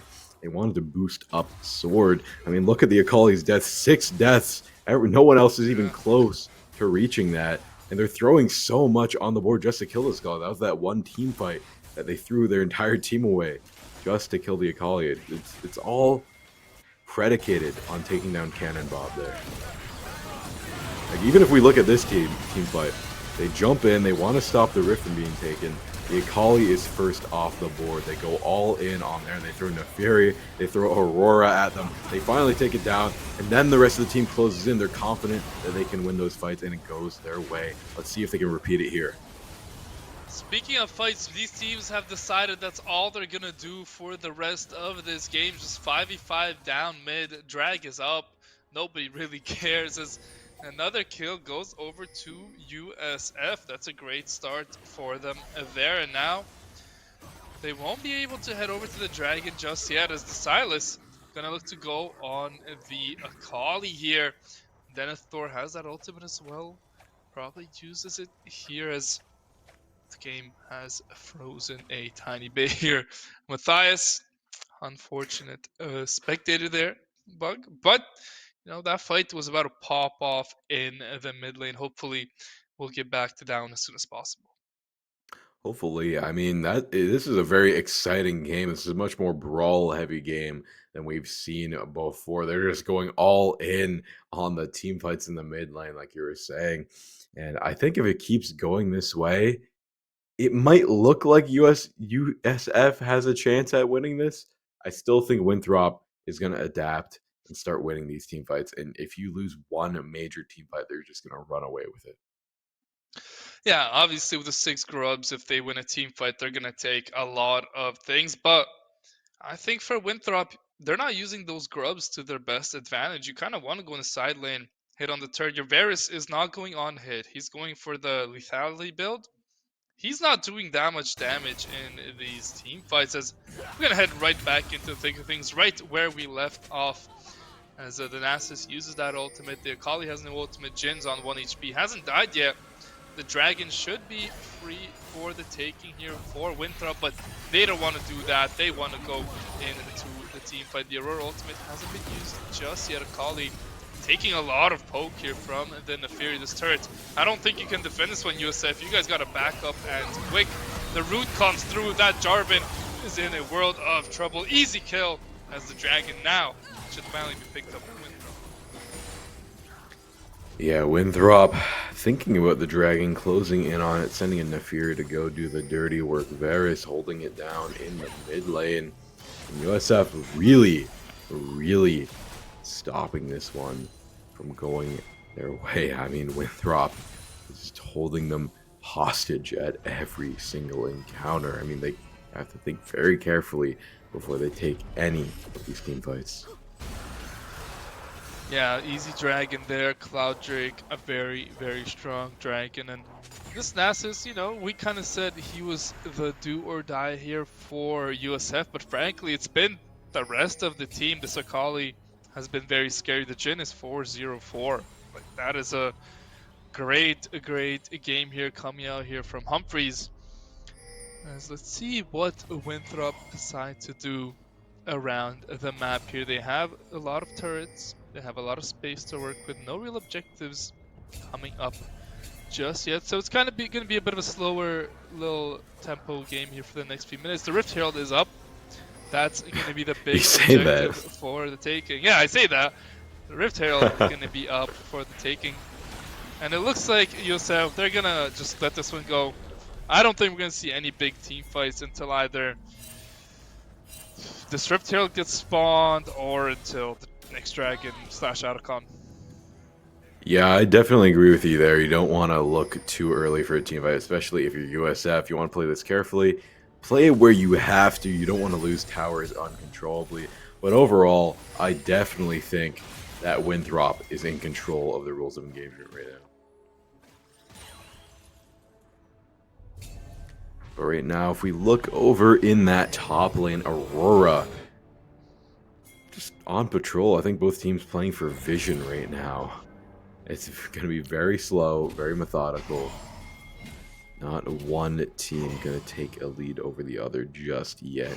Winthrop, I think, definitely wants this next dragon. They don't want USF to be even close to that soul point. Because it looks very likely that we might end up getting there in this game. Yeah, I mean, Soul Point, very probable, as you said, in this game, as we're going to see a team fight in the bot side of the map, and the Fury going to be the target here for the Akali and the Jarvan. They're not going to be able to find it. The Akali going to be first to fall. The Jarvan going to be next to fall as well. Can they all get out of the Jhin ultimate? One more shot left for the Jhin. Hits in the Varus, but he's able to stay alive, and the Poppy is going to knock up the Rel here. Gets out of danger. Very nice team fighting here from Winthrop. They get a couple kills. They all get out with their lives. They all get out unscathed, willing to tell their stories to the next generation. And speaking of Nasus, clearing those control wards, planting a ward of his own down near Otacon. Now, I'm wondering who will play for that Otacon. I mean, Winthrop definitely could if they wanted to force a fight, but I don't think they have a significant enough lead on any of their champions to do so.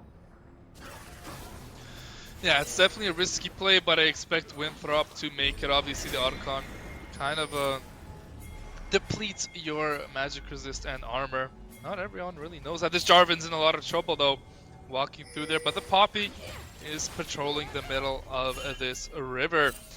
As USF, they have no real way to enter towards this Otacon, but yeah, as you said, Winthrop can't really start. We're hearing all the pings. Yeah. A lot of planning going on here, and I think we're going to see the execution of those plans very, very quickly. As we see Poppy moving around to the jungle with Nefiri. Looks like they're going to close in on Dragoon. The Nasus about to be caught off guard by an entire team. Pops his ult to try and boost his survivability, but that's not going to be enough. In a 4v1, taken down in a matter of seconds. Along with this tower, it looks like Winthrop is going to find their opening pick. Yeah, and that's the problem here for USF. They have zero vision as we get the Baron spawning up. They have zero vision anywhere on the map, so yeah, you want the Nasus in the side lane. You want him stacking up, but 4 members move. Nothing the Nasus can really do in a 1v4. I think in a 5v5, Dragoon's pretty strong now. If he has some team behind him, he can get a lot of work done, but in a 1v4 situation, that Nasus will die 15 times out of 10. Yeah, I definitely agree with you. I mean, you play that perfectly, give it to super AI, he's going to have a tough time making that one work out. But as we look over to the top lane, have they spawned the Rift yet? I mean, yeah, that could be an absolute game changer. They have spawned the Rift. Now we're going to go to this bot lane as this Akali goes in and gets out for free. Nefiri going to ult to secure the kill, and she does. Wolko taking out Cannon Bob. As we look over this bush, you want to try and clear those control wards. It's just a battle for vision. But overall, Winthrop having an amazing time. Yeah, good kill there by Winthrop. You can see the Nasus slow as the Aurora tries to move around, and again, it's a huge gold lead here for Winthrop. They're up around 7,000 gold, and they have their gold on the right characters. The Varus doesn't really need gold this game, but he has 3 items. He's gonna do pretty good poke damage here. The Aurora on 3 items is scary. The Nefiri on 3 items is scary, and the Silas working on that third item, 10 Dark Steel stacks. Matthias, I feel like that's the real big threat. Sword, I would say the biggest win con here for Winthrop. I agree with you. I think Sword was the star player of the last game, and he's been a sleeper pick in this game. Slowly been amassing his power. There's the Jhin ult, and another ult to boot. Nafiri, though, getting the Dragon and all the Chaos. Sword struggling to get out. He has a big bounty on his hands. Does he have an ult to pop? No, he doesn't, but he manages to flash all the way out of there. But Nafiri is going in as the Wild Beast goes on the hunt. The Prowl getting 1-2, looking to buckle the shoe with Jhin. Look at him go! Nasus going in, the slow juggernaut himself. He's not going to find anything, though. Nah, he will. Just a matter of time, Matthias. This Nasus has become a real problem. Look at them trying to move. They're just withered over and over and over. Here comes Nafiri to help out. The Aurora picks up the Jhin, though, but the Nasus refuses to go down without a fight. The Qs are hitting onto the dogs, but it's just not enough. It's an ace for Winthrop from what was an insanely exciting team fight. That was an amazing team fight. That one went on forever. There's so many angles, so many little skirmishes happening all around that mid lane. I can't believe the Nasus came down for a stroll there and got quite a bit of value. Almost turned that one around for the team, but overall Winthrop is just winning out these team fights time and time again. And again, another fight is happening here in this mid lane. It's an absolute brawl. The Poppy ult saves the lives of Sword. You gotta shout it out to only 35. He is doing so much work for the team. Yeah, only 35. These Poppy ults have been on point so far. Sword has become a raid boss. He's level 16, 3 full items on the Silas. I mean, he is going to be a scary, scary man to deal with. Aurora has the 3 items, the 6 Dark Steel stacks, has the upgraded boots, as it is Winthrop with the feats of strength unlocked here. Everything that could go right so far for Winthrop has been going right. They are 9k in gold, Matthias, to put themselves in a perfect spot to take a 2-0 lead in the series. Yeah, I have a very good chance at taking this one. I mean, sure, they can try to steal Baron here, but USF, time's ticking. They need a lead, and they need one soon. They're going to start the Otacon up there in the top lane. Winthrop, not even going to be contested. I don't know. They don't have vision to do so, but they know it's going to happen. It's shouted out to everybody. Now a lot of XP goes their way. Next on the chopping block is Baron. Yeah, could be the Baron. Dragoon, he's going to ult. They're looking to fight here, USF, and it's a 4v4. They one-shot the Varus. It's a great start to the team fight. They pick up the Poppy as well and hold on a second. They have some life. This Nafiri should be dead as well. You can't really run from a Nasus. Now we're going to see the power of this pick. The Akali goes over. This Nafiri is dead. And now the Silas is going to get stunned up. They're just dying one by one. Winthrop, are they going to fall apart? The Jhin ultimate gets copied by the Silas. Uses it in the middle of 4. He's going to go down. USF showing out here in this game too. Might have just brought this game entirely back. And it's all down to Denethor here to potentially go for a steal. This is all the way on the line. He goes in for a poke. He has no vision, but he can't really do so. He knows it's at half HP. The anxiety is beginning to mount. USF is trying to close this one out with this Baron. This is it. It's do or die. It's down to the last little bit. Denethor unable to stop it. The red team going to secure it. They have to play for exits right now. You don't want to lose this buff. And take a look at the golden Matthias. 58 to 55. This Nasus has scaled. If I'm in USF shoes, I think I'm in a very good spot to win this game. I mean, it's pretty self-explanatory how your team comp plays. Your Jhin stays back, your Nasus goes forward. And for the side of Winthrop, they don't really have too much front line. Like, whoever the Nasus looks at, you can just kind of run at and Q. So I'm loving the spot USF's in after that team fight. I think they're honestly favorites to win this game now. I agree. They don't have a tank to really stall that Nasus's time. they have nothing to do, nothing to contest that. And we were laughing at it earlier, but you can really see as this game goes on, the Nasus begins to scale and it all blows out of proportion. We see another team fight begin to start in the mid lane. Dragon is spawning Dragoon, trying to get some pokes. He is the raid leader for these teams. And the HP across the board is looking to be in the favor of Winthrop, but there's much less to go around. Yeah, and it's not like Winthrop can just drop this mid wave and go to the Dragon. I mean, you don't want to go up a turret for a Dragon very early on. So let's see how both teams decide to play this one. Along the top side is USF. I mean, if Winthrop can quickly get this next wave in, they can move their way down to the Dragon and should be relatively easy for them to take. Yeah, they're going to take this wave. Now you're going to see them sprint down here.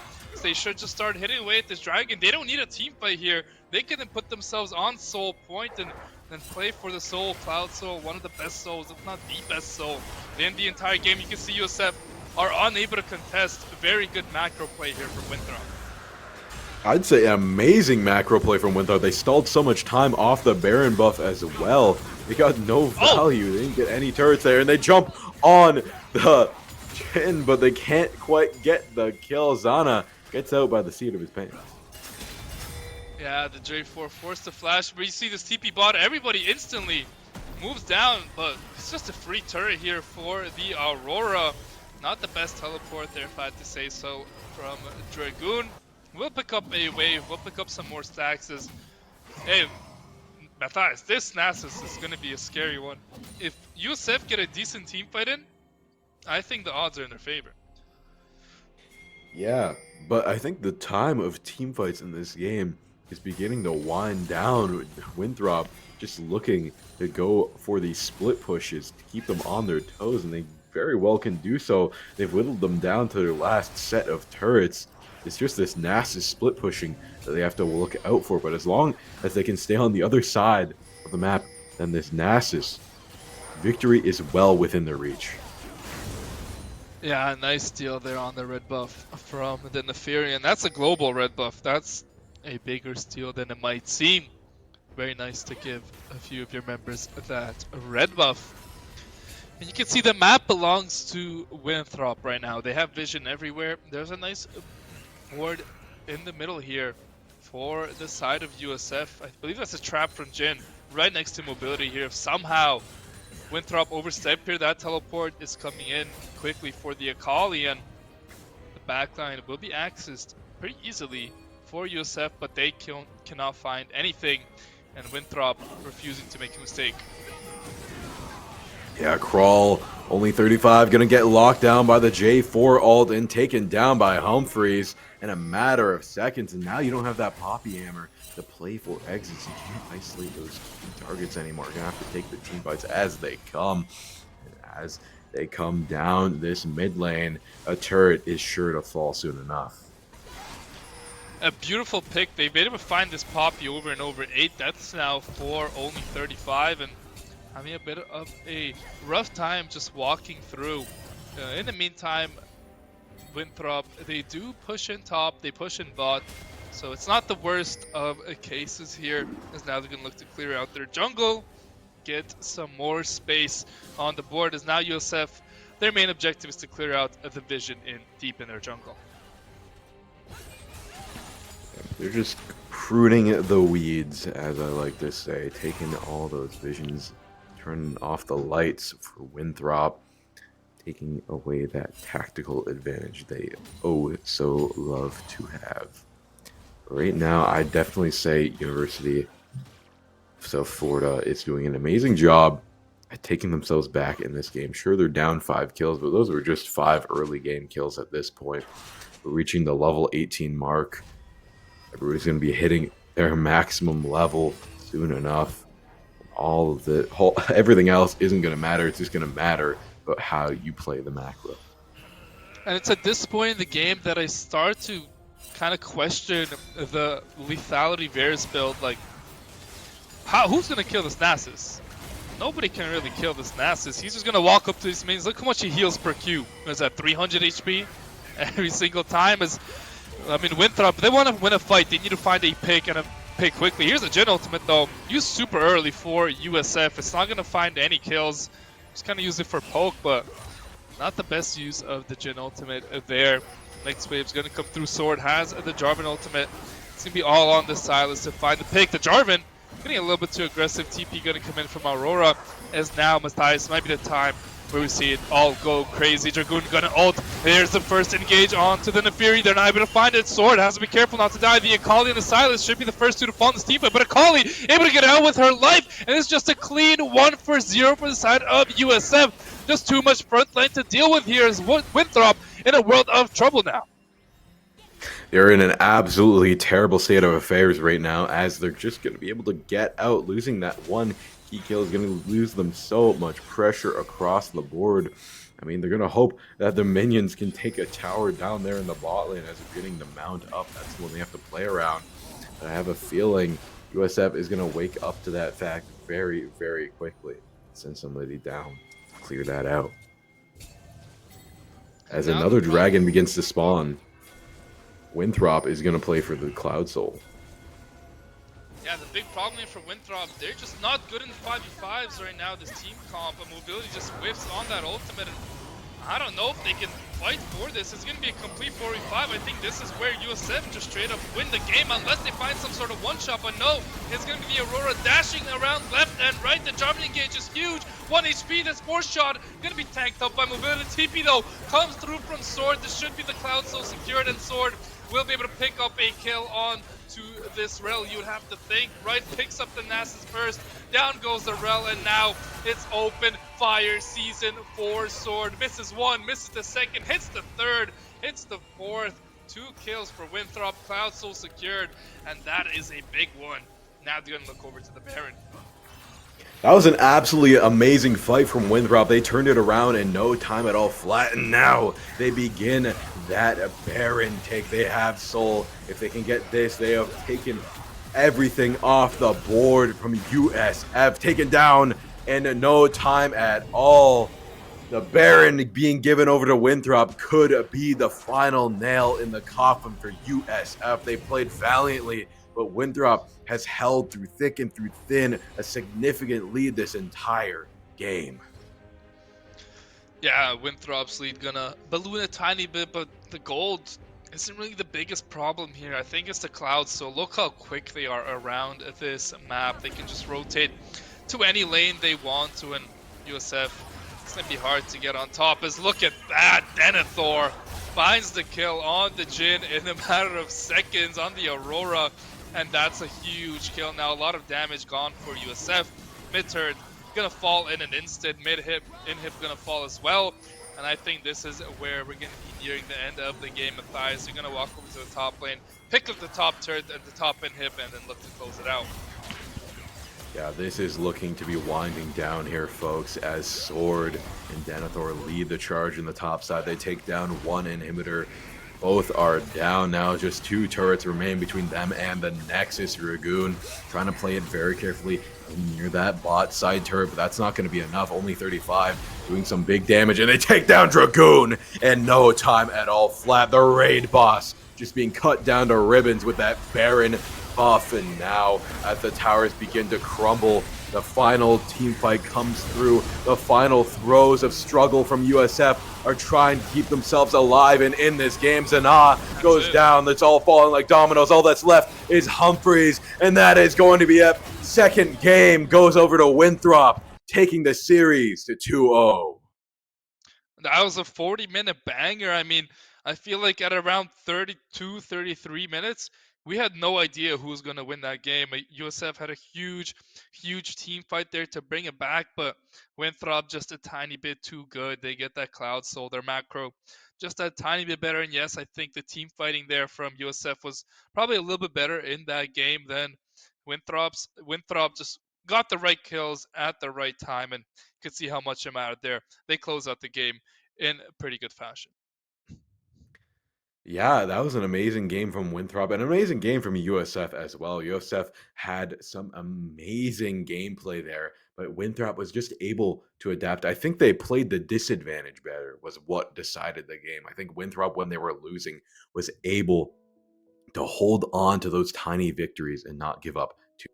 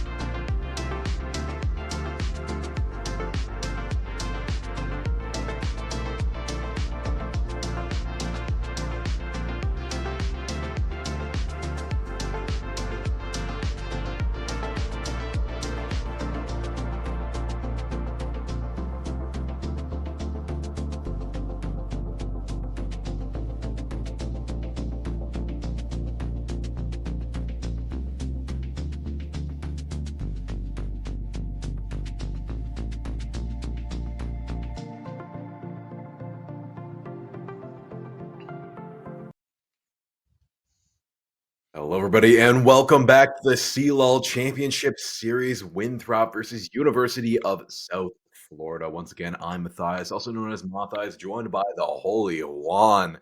And what a game we witnessed last. It was absolutely insane, wasn't it, Theo?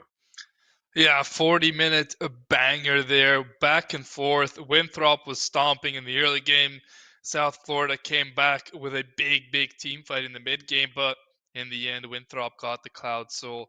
They were just too quick for the side of USF. And now, series point for Winthrop out 2-0, up 2-0.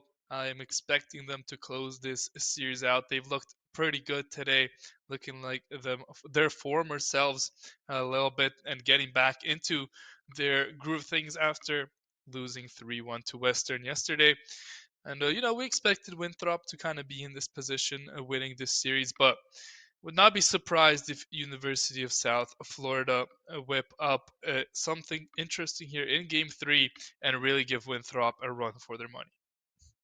Yeah, Winthrop doing absolutely amazing, but that's to be expected. They were expected victors throughout this whole series, and now USF has a lot to play with right now. They had an amazing game too. They're getting better every single game. They could very well take this one and force a game four, and they really want to at this point in this tournament because you're in the lower bracket. If you lose, you're going to be sent home, and you don't want that to happen. You fought so hard to get here. You've proved so much, and you have a very good chance at taking this one. Yeah, giving themselves a chance. The draft in Game 2 we spoke about, it was a little bit interesting with the Nasus. We wondered what it was going to look like. I think it looked pretty good. They were able to find the Poppy. Every time the Nasus slowed someone, especially in those later parts of the game, everyone just focused on that target and killed them.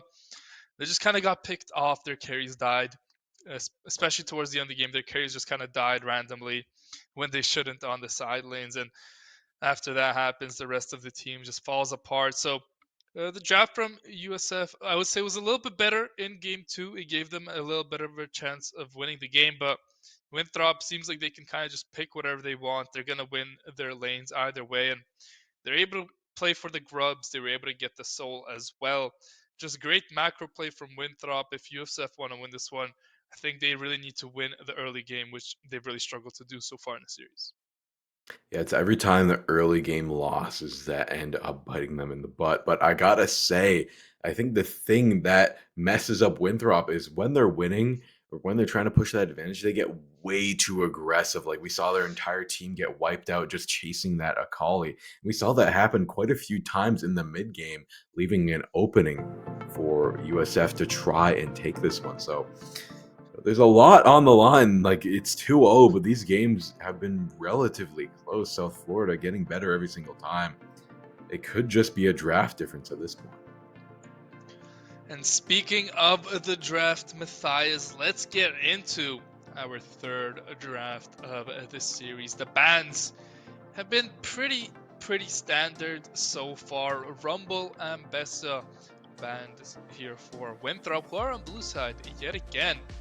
And University of South Florida, they ran out the Jays. They don't want to see that Talia again, and I agree with them on that one. It was an absolute beautiful performance from Sword on that Talia. Yone gonna be the last ban here for Winthrop. South Florida, they're gonna ban out the Gwen. Yeah, they're banning for mid and top once again. It makes sense to me. Those are the lanes you have to worry about the most. The Varus being picked out once again from Winthrop. I mean, it worked last time. It must be like a comfort pick. It wasn't super explosive, but I think it was far better than the Misfortune pick. Yeah, I mean, you can just stay alive on the Varus. You have your ultimate, and we're going to see the exact same ADCs come out for both sides. It's answered with the Jin from South Florida, Matthias. The Jin looked a little bit better than the Varus last game. Let's say how it is. He was like 4-0 1 point, did a lot of damage, Mhm. and it was a good lane coming out from the side of South Florida. So let's see if they pick the same support or if they switch things up. Yeah, or even if they pick the sport at all, they might just keep it in the wings. Or no, they're gonna lock down that rel, and I think that's very solid. Their bot lane was very strong last game. That's not something they have to change. But I feel like Winthrop definitely could change at least their top laner. I think I want to see something a little bit more tankier come through for them. Well, we might see the Poppy like we did last game from Winthrop, but I think we won't be seeing that. Alistar is the hover right now, and that's going to be locked in here for Winthrop, but this leaves Silas open for USF, and we all know Silas with an Alistar ultimate is basically Thanos himself. So let's see if Sword, maybe he picks Silas to take it away from the other team, because you don't want a Silas with an Alistar ult, and yeah, that looks like it's going to be the case. He had a great game on Silas last game, looking to continue his great ventures in the mid lane again. Yeah, Silas, a solid pick. I like how we're whittling it down to what works, what doesn't work with these drafts. And I'm trying to think of the mid laner on the last game. It didn't really quite stand out to me. I know the Mel was the pick in the first game, so maybe I would like to see the Mel be run back. I mean, they got quite a few kills with it in that first game. It's going to be the Vex. It's going to be the Vex. Ooh, that is spicy, Matthias. We haven't really seen Vex being played much, if at all, especially at the higher level of play. A very, like, anti-dive plus dive kind of champion. Yeah. You have the fear to get anyone near you away, but if you land your ultimate, you're going into the backline. So, for Sparta, I'd want to see a jungler that can easily get in the backlines, like a Nocturne, like a Jarvan, like something like a Vi, which can help out your Vex's engage. It's just some bans can be coming out here for the second stage. The Gnar and the Cassante ban so far. We're banning out for top with our last few bans. And one thing I do want to say about the Vex before we move on from that is Silas is going to be able to steal that ultimate, and that gives him so much more mobility and range. It's going to be very, very scary playing with that Silas. Lilia gets banned out by South Florida. That's interesting. Yeah, that is interesting. Didn't really get any signs that Winthrop want to be going towards the Lilia, especially with the Silas mid. They have Alistar support. They have what they had last time was a Poke Varus. I assume we're going to see another Poke Varus into the Jhin. Surprised by the Lilia ban, honestly. The Mordekaiser makes sense, as we spoke about in the last draft. That's one of Dragoon's signature picks, not something Denethor wants to go up against. Yeah, you definitely don't want to have to go up against that Mord. That's the special pick, but they steal the Poppy pick on the side. I think that it's going to be a top Poppy. It could be Poppy jungle as well, but actually, I think it is going to be a Poppy jungle. I think it should be. You're right about it being jungle. And a Morgana for the. Wait, what? Morgana is that Morgana jungle? Yup. I haven't seen that I haven't seen that in a long time. No, I mean I haven't seen it in forever. I didn't even know it was viable in the jungle, and it's gonna be a Renekton. No, the Camille I think gonna be picked up here for Denethor, and I think I like that more than the Renekton here. I think it's just gonna be a good champ here. As Aatrox, he's gonna switch it over to that last second. And Matthias, last pick here for South Florida. What are you expecting? Aatrox? Well, I'm seeing could be Malphite. an interesting pick. I don't know if I would love the Malphite. Ooh. Seeing a lot of thought go into this here. I mean, Aatrox, a brutal top laner to play against. What are your choices? Darius? Darius is okay. This makes sense. This is one of Dragoon's also better characters. As I said earlier, Dragoon, he's a very aggressive top laner. He likes playing these champions that can just snowball, that can get a lot of damage. Doesn't really play the tanks too much. Loves the Darius, loves the Mordekaiser, loves the Garen, loves things that can just win games on its own. And the Darius into Aatrox, it's not the worst matchup here. Morgana in the jungle against the Poppy, though. Matthias, I mean, what are we expecting here? Yeah, I think the Morgana is going to definitely have the advantage here. She has the range advantage. She can just root Poppy as she tries to chase her down. I mean, if the Poppy can jump on her, it'll mess her up quite a bit, but I'd have to give it over to Morgana. Yeah, looking at you're right. Looking at the rest of the team, I think Winthrop has distilled their draft down to its best parts. I mean, look at this team comp. Aatrox, they finally have that tanky top laner in the lead. They have so much going for them. I'm gonna have to give it over to Winthrop this time. Yeah, I like Winthrop's draft as well. I think it's very nice. Obviously, the Morgana, it is a spicy pick. It's not something we see.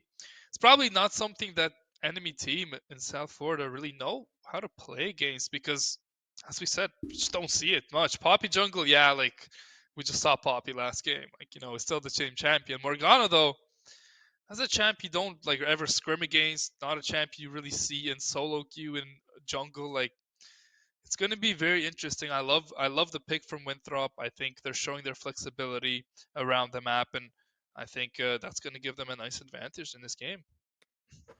Yeah, for sure. I definitely think the Morgana has a lot going on here, but I want to know what your thoughts on the Aatrox Darius matchup is supposed to be. I mean, it's an interesting lane. I think Darius could definitely get an upper hand early on in the game if you can get a nice trade, a nice pull, a nice WQ to really chunk the Aatrox. And then when level 6 hits, you can look for that solo kill. But it works both ways.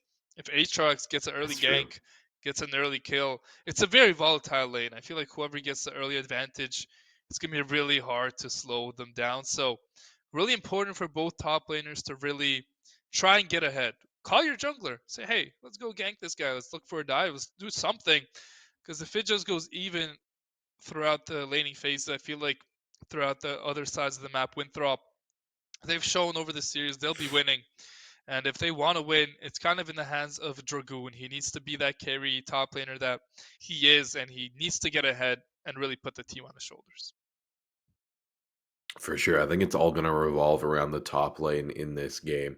It could be the last game, so Dragoon really needs to put his team on his back and try and carry this one out all the way through the end. I mean, it has been an absolute ride, but we're getting down to potentially the final game. And Winthrop has proven time and time again that they are in that upper echelon. But USF has been getting better every single time. Maybe this will be the final turning point that swing things in their favor. Yeah, USF, I mean, they have to just give it their best shot. As you said, elimination game, do or die. If they lose this one, they are out.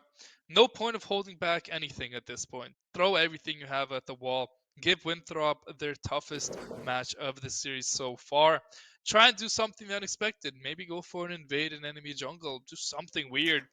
I don't know. Maybe South Florida has something cooked up. Maybe they have some scouting that we don't. But last game, we did see Winthrop get an early first blood in the jungle. So it's going to be interesting to see what's going to happen in the early game shenanigans.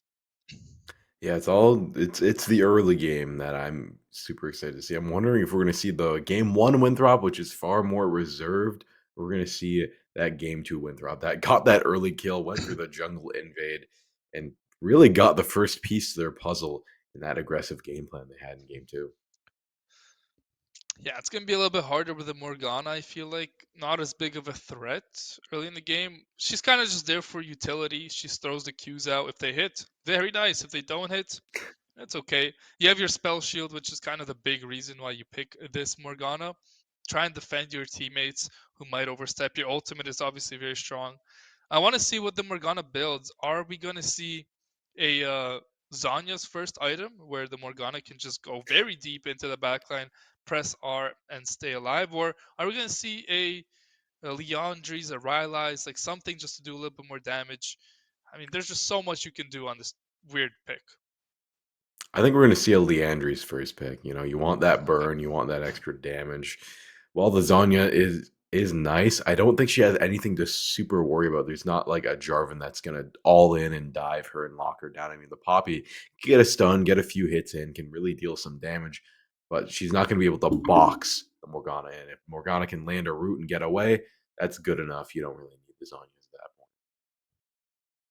Yeah, makes sense. I think we might see it eventually in this game. Maybe third Oh, item, for sure. something like that. It's just a good item on Morgana in the jungle. And obviously not a tank jungler, a little bit more vulnerable. So Zanya's will be bought probably at some point in the game, but hey, let's take some predictions, Matthias. We have a few more moments before game starts. Whose draft are you liking more? Who do you think's gonna win this game 3? I think the answer is the same on both. I think Winthrop has a better draft, and I think Winthrop is going to close it in game 3. They have a lot to prove here. People were saying, "Oh, is Winthrop still got it? Do they still have that beast within them?" And they do. They're putting it on full display, and they have a lot to prove, and they want to prove it badly. And I have a question for you, Theo. You asked it of me last game. Where do you think First Blood is going to take place? Ooh, first blood. I think it has to go in the top lane. I mean, these two top laners, they're playing volatile top laners. If there's going to be a kill happening early on somewhere, I think it's should be near the top side of that. But obviously, it's impossible to guess. Cause literally anything could happen. Last game we saw Jin walk in and just just die level 1. So if everything goes smooth, level 1, I think First Blood will be happening near the top side of the map. Either the jungler will die or the top lane will die. Yeah, it's top lane. I mean, we were wrong. We couldn't have predicted last game that it was in the jungle first game. So I'm gonna Yeah. say it's gonna be in the jungle again. They're gonna Oh, collapse okay. all in, find a straggler, and isolate them and take them down. That's my Okay. guess. I mean, that's a good guess. Hey, if history serves and repeats itself, couldn't be a better guess. So that's a good guess from you, Matthias. As Winthrop, as we said, on match point, looking to prove to everybody that they are still one of the top dogs yesterday. Just an off day for them. Hey, it happens to everyone. They just made life a little bit harder for themselves, but now they get to play more matches if you think about it. Like they should That's be true. winning basically every series they play here up until lower bracket semifinal, maybe when they'll get a really big challenge. Up until then, I mean, on paper, they're just a lot stronger than all of these teams. They should be able to make a deep run in this tournament. And if they start with a 3-0 today, there's no better way to start. They're going to be able to get back in their groove. And I think, honestly, if they aren't playing that good, the fact they got down to lower bracket might be this blessing in disguise. I think so. You get a lot more experience. You get a lot more games in Yeah. your repertoire, and you learn a lot more matchups, and you learn a lot more strategies. So maybe this is a blessing in disguise. You're going to be put through the gauntlet. They're going to be put through the ringer, but maybe they'll come out the other side of it. But we're also speaking too soon. The game isn't over. The game hasn't been True. decided. USF could go for a reverse sweep at this point, but on paper, it's looking like a Winthrop win. Yeah, let's not get too ahead of ourselves. You said it best there, Matthias, as game 3 going to get underway right now. Winthrop looking to find clean sweep over University of South Florida. They're going to look to get into a deep enemy territory here, but here we get a level 1 flash in the jungle. Poppy doesn't hit the right target, and now Flash has expanded. I don't know what that Morgana was thinking, to be honest. I thought she could have died if the Darius was there, but unfortunately for the side of USF, no kills come through, and your prediction of the first kill being in the jungle is not going to be correct just yet. Yeah, nothing coming through just yet. But I think that Morgana was trying to repeat history and she just couldn't make it Just for happen. you. Just for me, just for me. She heard my prediction and she was like, maybe I can make it work. But nevertheless, they went for it and it got too hot in the kitchen and they got burned. They have to retreat, put a little ice on that wound. But luckily, they didn't die. They didn't give any gold over. They burned a flash, but you're probably not even going to use the flash that early in. With that Yeah. knowledge, maybe USF can do something. Yeah, there shouldn't be too much happening here in the very early part of the game as game has frozen. Oh, we're right back in it. No worries. Our observers are right on point when they need to be in. Alistar, notorious for being a very weak level 1, so yet again, I expect USF to have bot push in the top lane. Dragoon, he does not have the teleport, very key. He has the ghost and the flash, so he's going to be looking for the solo kills here, but the Aatrox, he has the teleport. He's playing a bit of a safer lane. Yeah, this Aatrox gonna have a little bit of an advantage in this early game in terms of range. You can hit those Qs just a little bit farther than Darius can hit his. Now Nick hiding in the bushes, hiding in the wings. Denethor being very careful not to overcommit. Yeah, have to be careful not to get too aggressive here. You can see the junglers pathing both from top to the bot side of the map from the look of things. It looks like a full clear will come through. I think it's good for both junglers. I'll see this is going about as expected, a pretty slow and even paced early game. For sure, it is very, very normal, and that's unsettling in a way. It's almost too normal. These teams were at each other's throats in the last game, and now we're just playing good at clean League of Legends. And already we see the first blood in the bot lane. Mobility down and out, taking out the Jhin, getting his due recompense. Mobility getting out, gonna get some early CS lead, early gold lead, and I think the first kill. Yeah, that was quite interesting indeed. That Jhin really went all in just to kill that Alistar.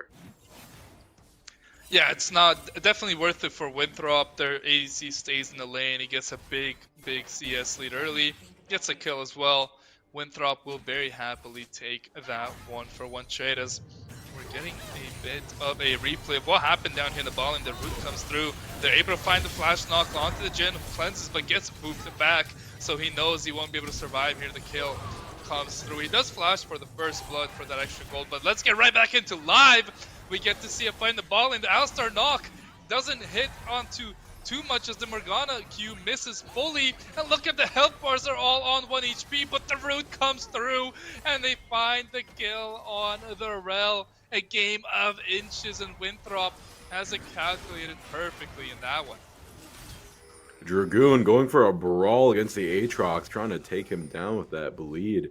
It does quite a bit of damage, and now Denethor having a tough time up in this top lane. I gotta say, USF playing this one very well, but Winthrop just playing the micro a little bit better. They're fighting these fights just that much better.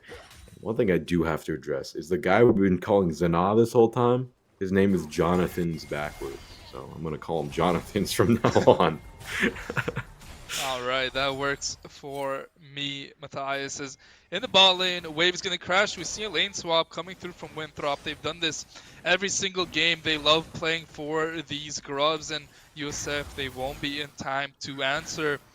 What do you think, Matthias? Do you think the strategy to play for the 6 grubs is good every game from Winthrop? I mean, it's been winning them games. I mean, yeah, you take those towers quickly become paper mache with 6 grubs, and it also gives good gold and boons. I mean, it's an amazing strat. You should just go for the grubs every single time. That's what I say. Hey, I agree with you on that one. They also get pretty nice push here in the top lane as they restrict the Darius from getting a good amount of farm. And on the flip side, the Aatrox doesn't really struggle to farm too much into the Jhin. Silas is on half HP here, so let's see if he's going to be moving over to a top lane as Vex. She's hovering here with her ultimate as well. But it doesn't look like a fight's going to kick off as Winthrop. They have to be careful. They're getting flanked by a couple members. Yeah, they're going to have to go on the run. You don't want to get caught out too early, and already Winthrop being taken down. The bot lane swap strat not working out, and the feat of warfare going over to USF. And already, I bet Winthrop's starting to feel worried. Their grub strat not working out. USF coming back with a vengeance.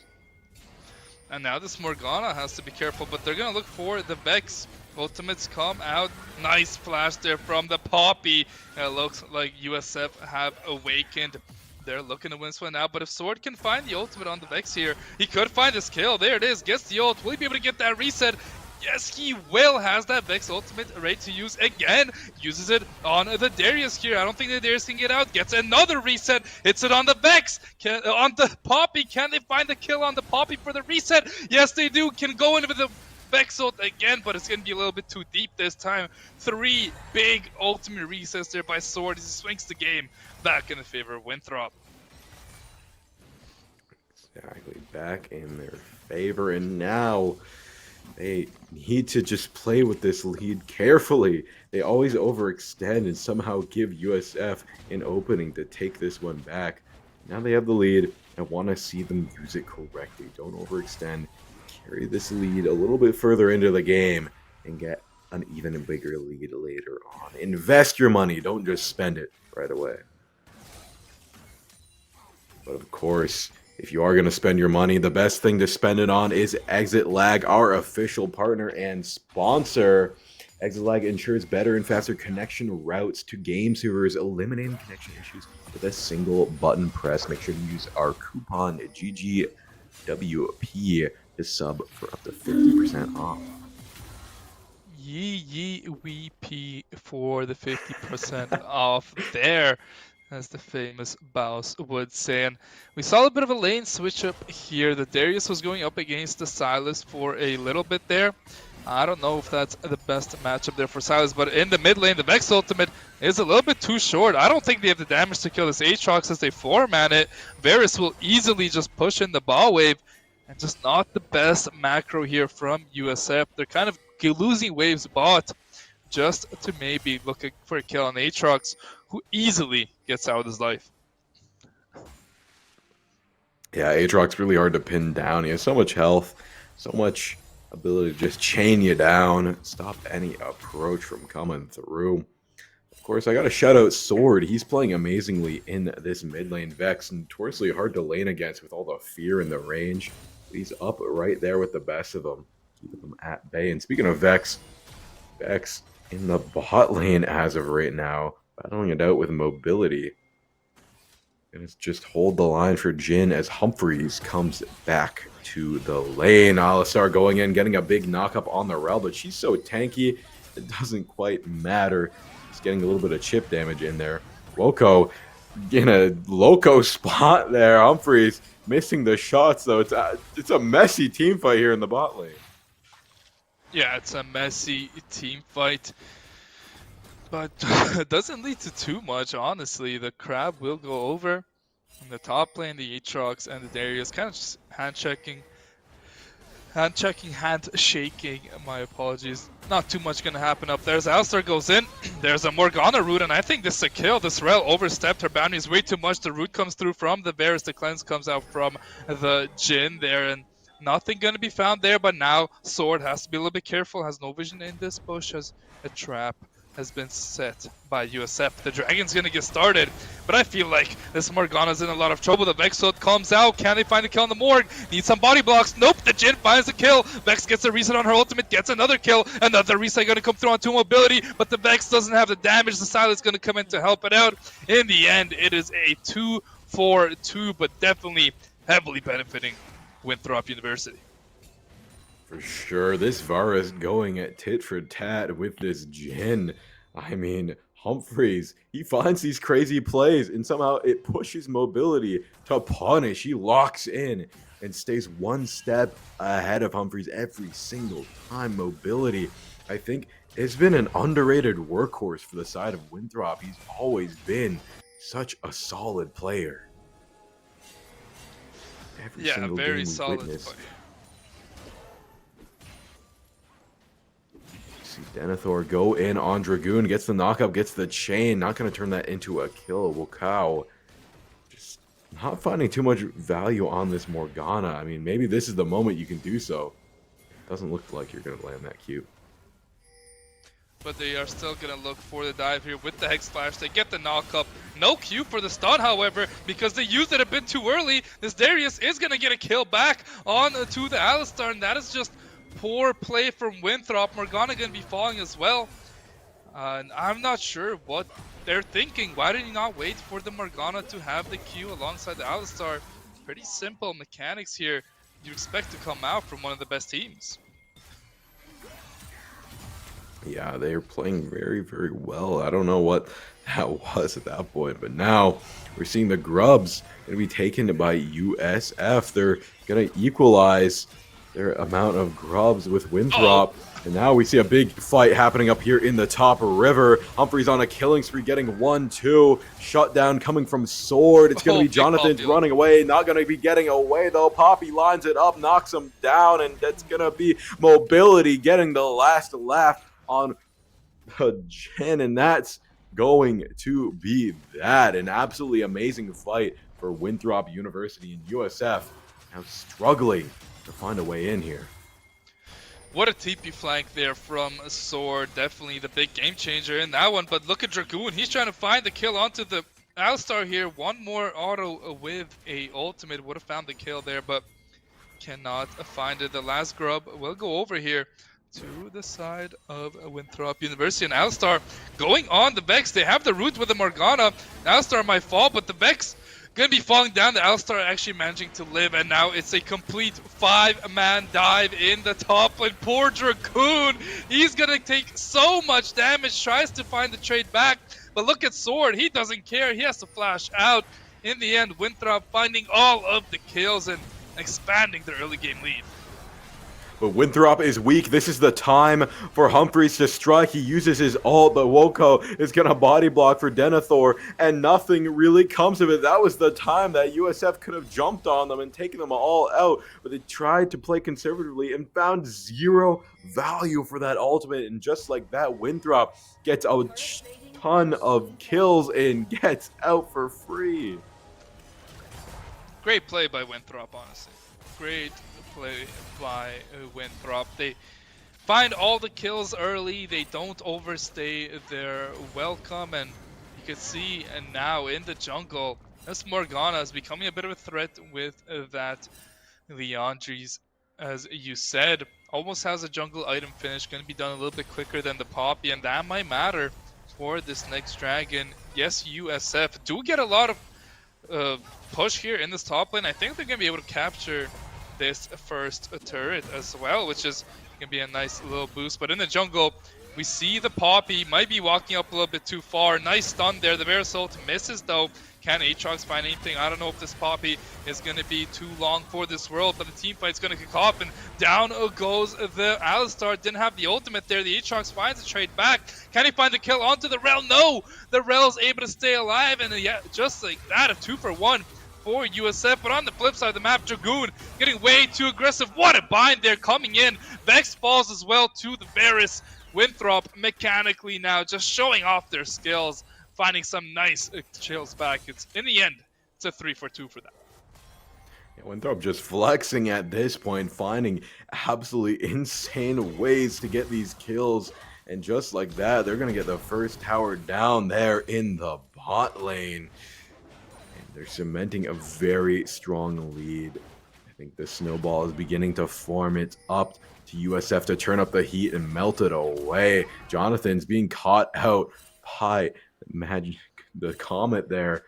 And Nick going on the chase on only 35, but he's just so fast, he's not going to be able to catch him.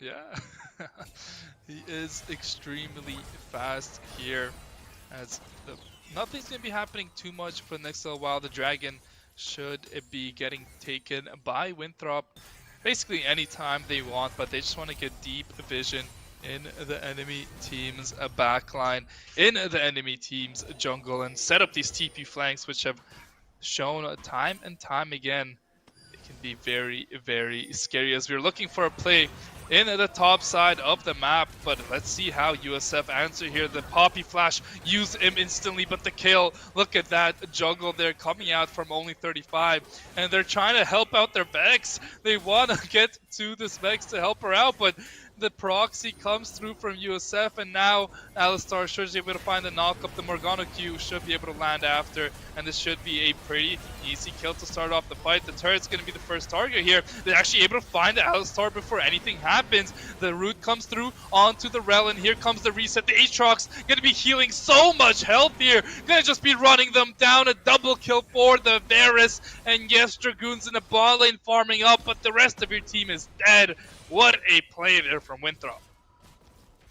Ashes to ashes, they all fall down by the sword of Aatrox. Denethor up there in the top lane, absolutely brutal, an absolute bastion of a team that Winthrop is. They just take these team fights and push them to the absolute max. They know when to go in and take these engagements, and they make full use of them. And finally, I can't believe 17 minutes in, we're finally seeing our first dragon engagement, and it's going to be only 35 trying to stop it.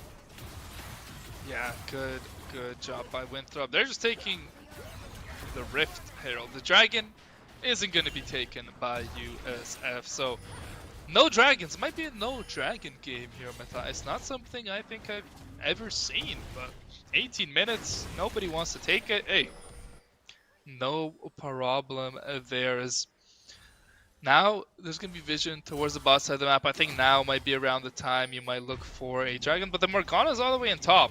So, yeah, doesn't look like Winthrop looking to accelerate this game too much just yet.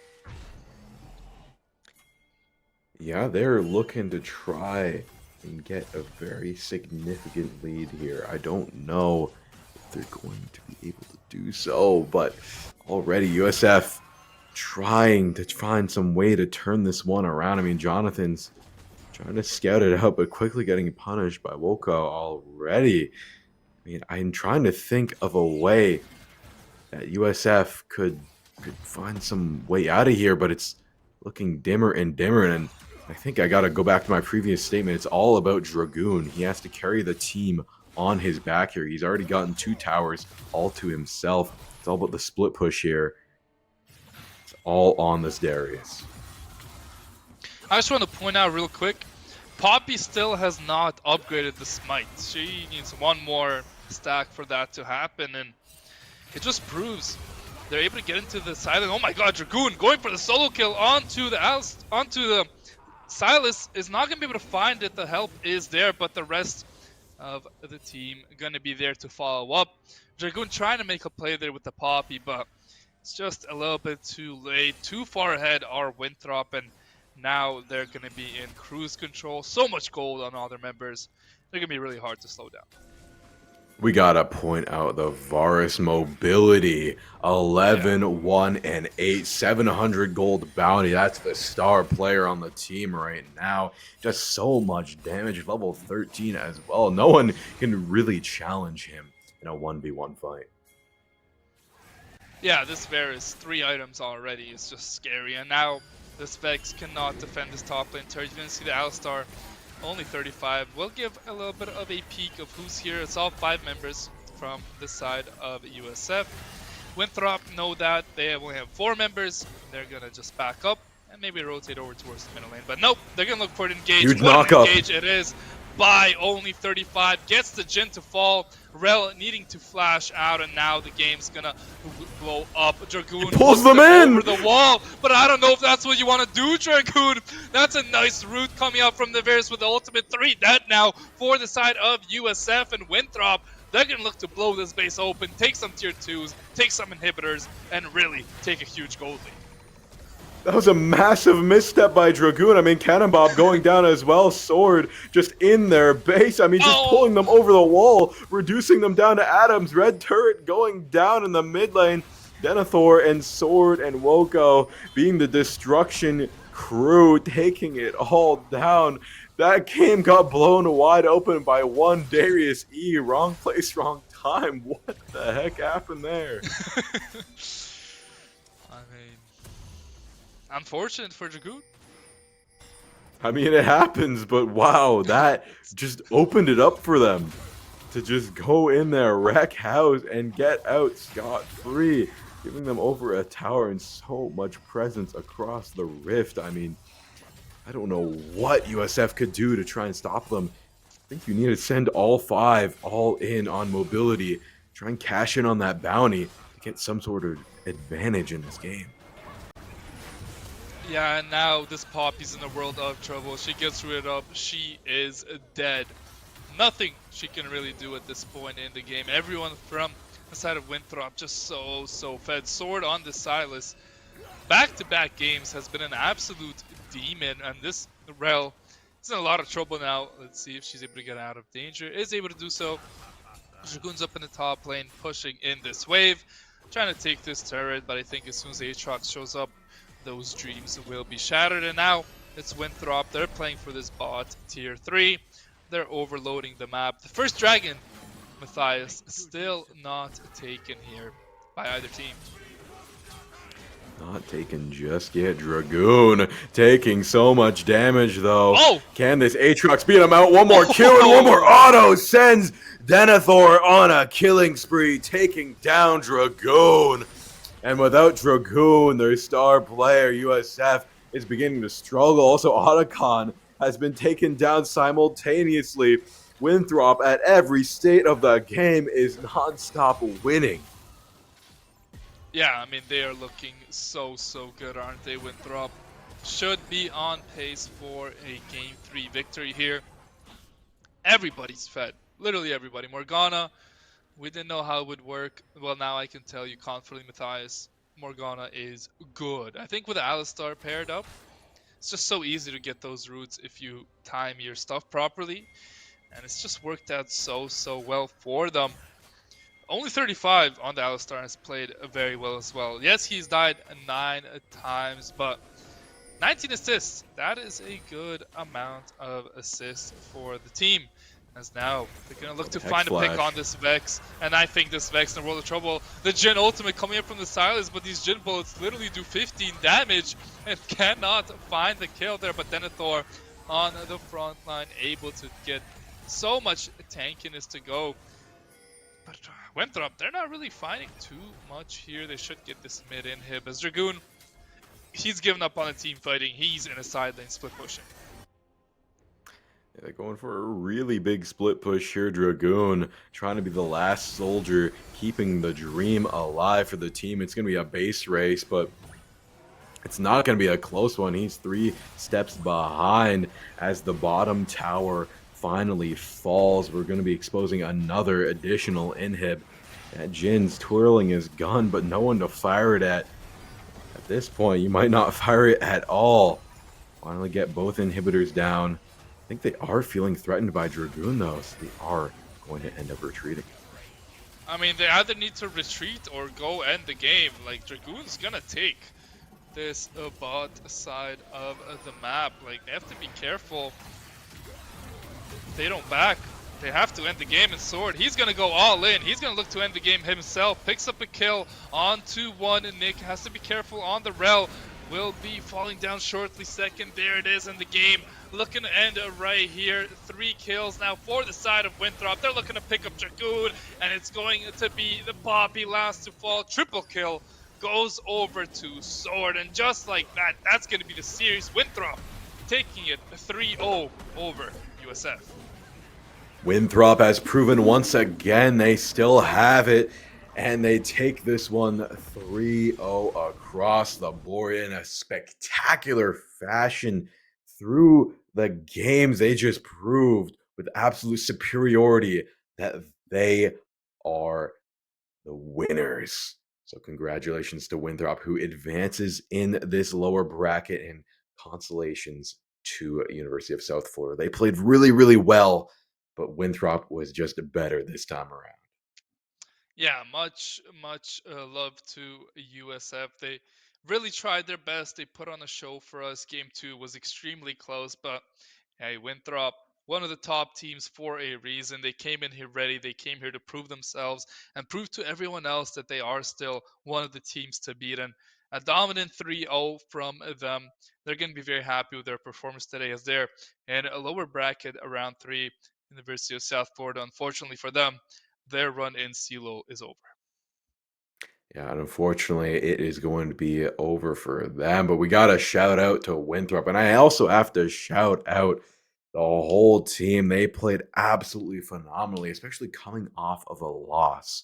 They were a little bit down and out. And I heard some talk through the community and some of the players that I knew that play in CLOL that didn't know if Winthrop still had it in them. And they very well thought that Winthrop could lose this game. But they locked in. They proved everybody wrong. They're going to continue their run in this lower bracket.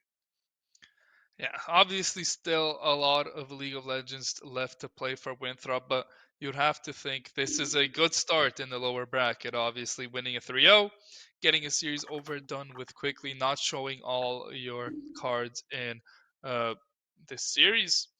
They showed a Morgana, which we didn't really expect. That was pretty cool and worked out That was beautifully. It just cool. felt like the macro play from Winthrop just a little bit too strong for USF. They were able to get anything around the map that they really wanted. I think the thing that surprised me the most was the Varus mobility. He, Mhm. in the second game, didn't get all too much value. Even the Jin looked better. We were talking about that at the start of the game.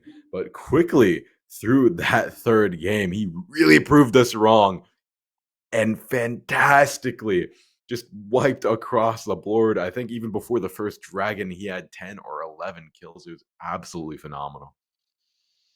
I don't know if the dragon was actually ever taken by the end of the game. You think it was? I don't think it was. I think they literally just didn't take the dragon the entire time, and they said, "Yeah, you want to come grab it? Come into our territory Yep. and see what happens." And USF smart enough didn't walk at the dragon. They just said, "You know what? Who needs dragons anyway?" Apparently, they might have needed a couple in that last game, but yeah, Winthrop very dominant series. Not really too much to say here. Just a very good series. Fundamentals were on point for Winthrop, and that's the things that are the hardest to learn, the fundamentals. That's what they had. They found the dives on the turrets over and over. How many times did we see USF trying to defend against the tower dive? It just didn't go in their favor. So Winthrop, yeah, their dives were really good. Their side lane pressure was really good. Denethor on the top lane, I think, just outplayed Dragoon the entire series. That was a big, big help as well. Everyone from Winthrop should definitely give themselves a pat on the back. Yeah, but I think that's all we have for this series. But we have another series coming up later, coming up next. So stay tuned for that. With all that being said, I've been Moth Eyes, joined by the Holy Juan, and we'll see you later.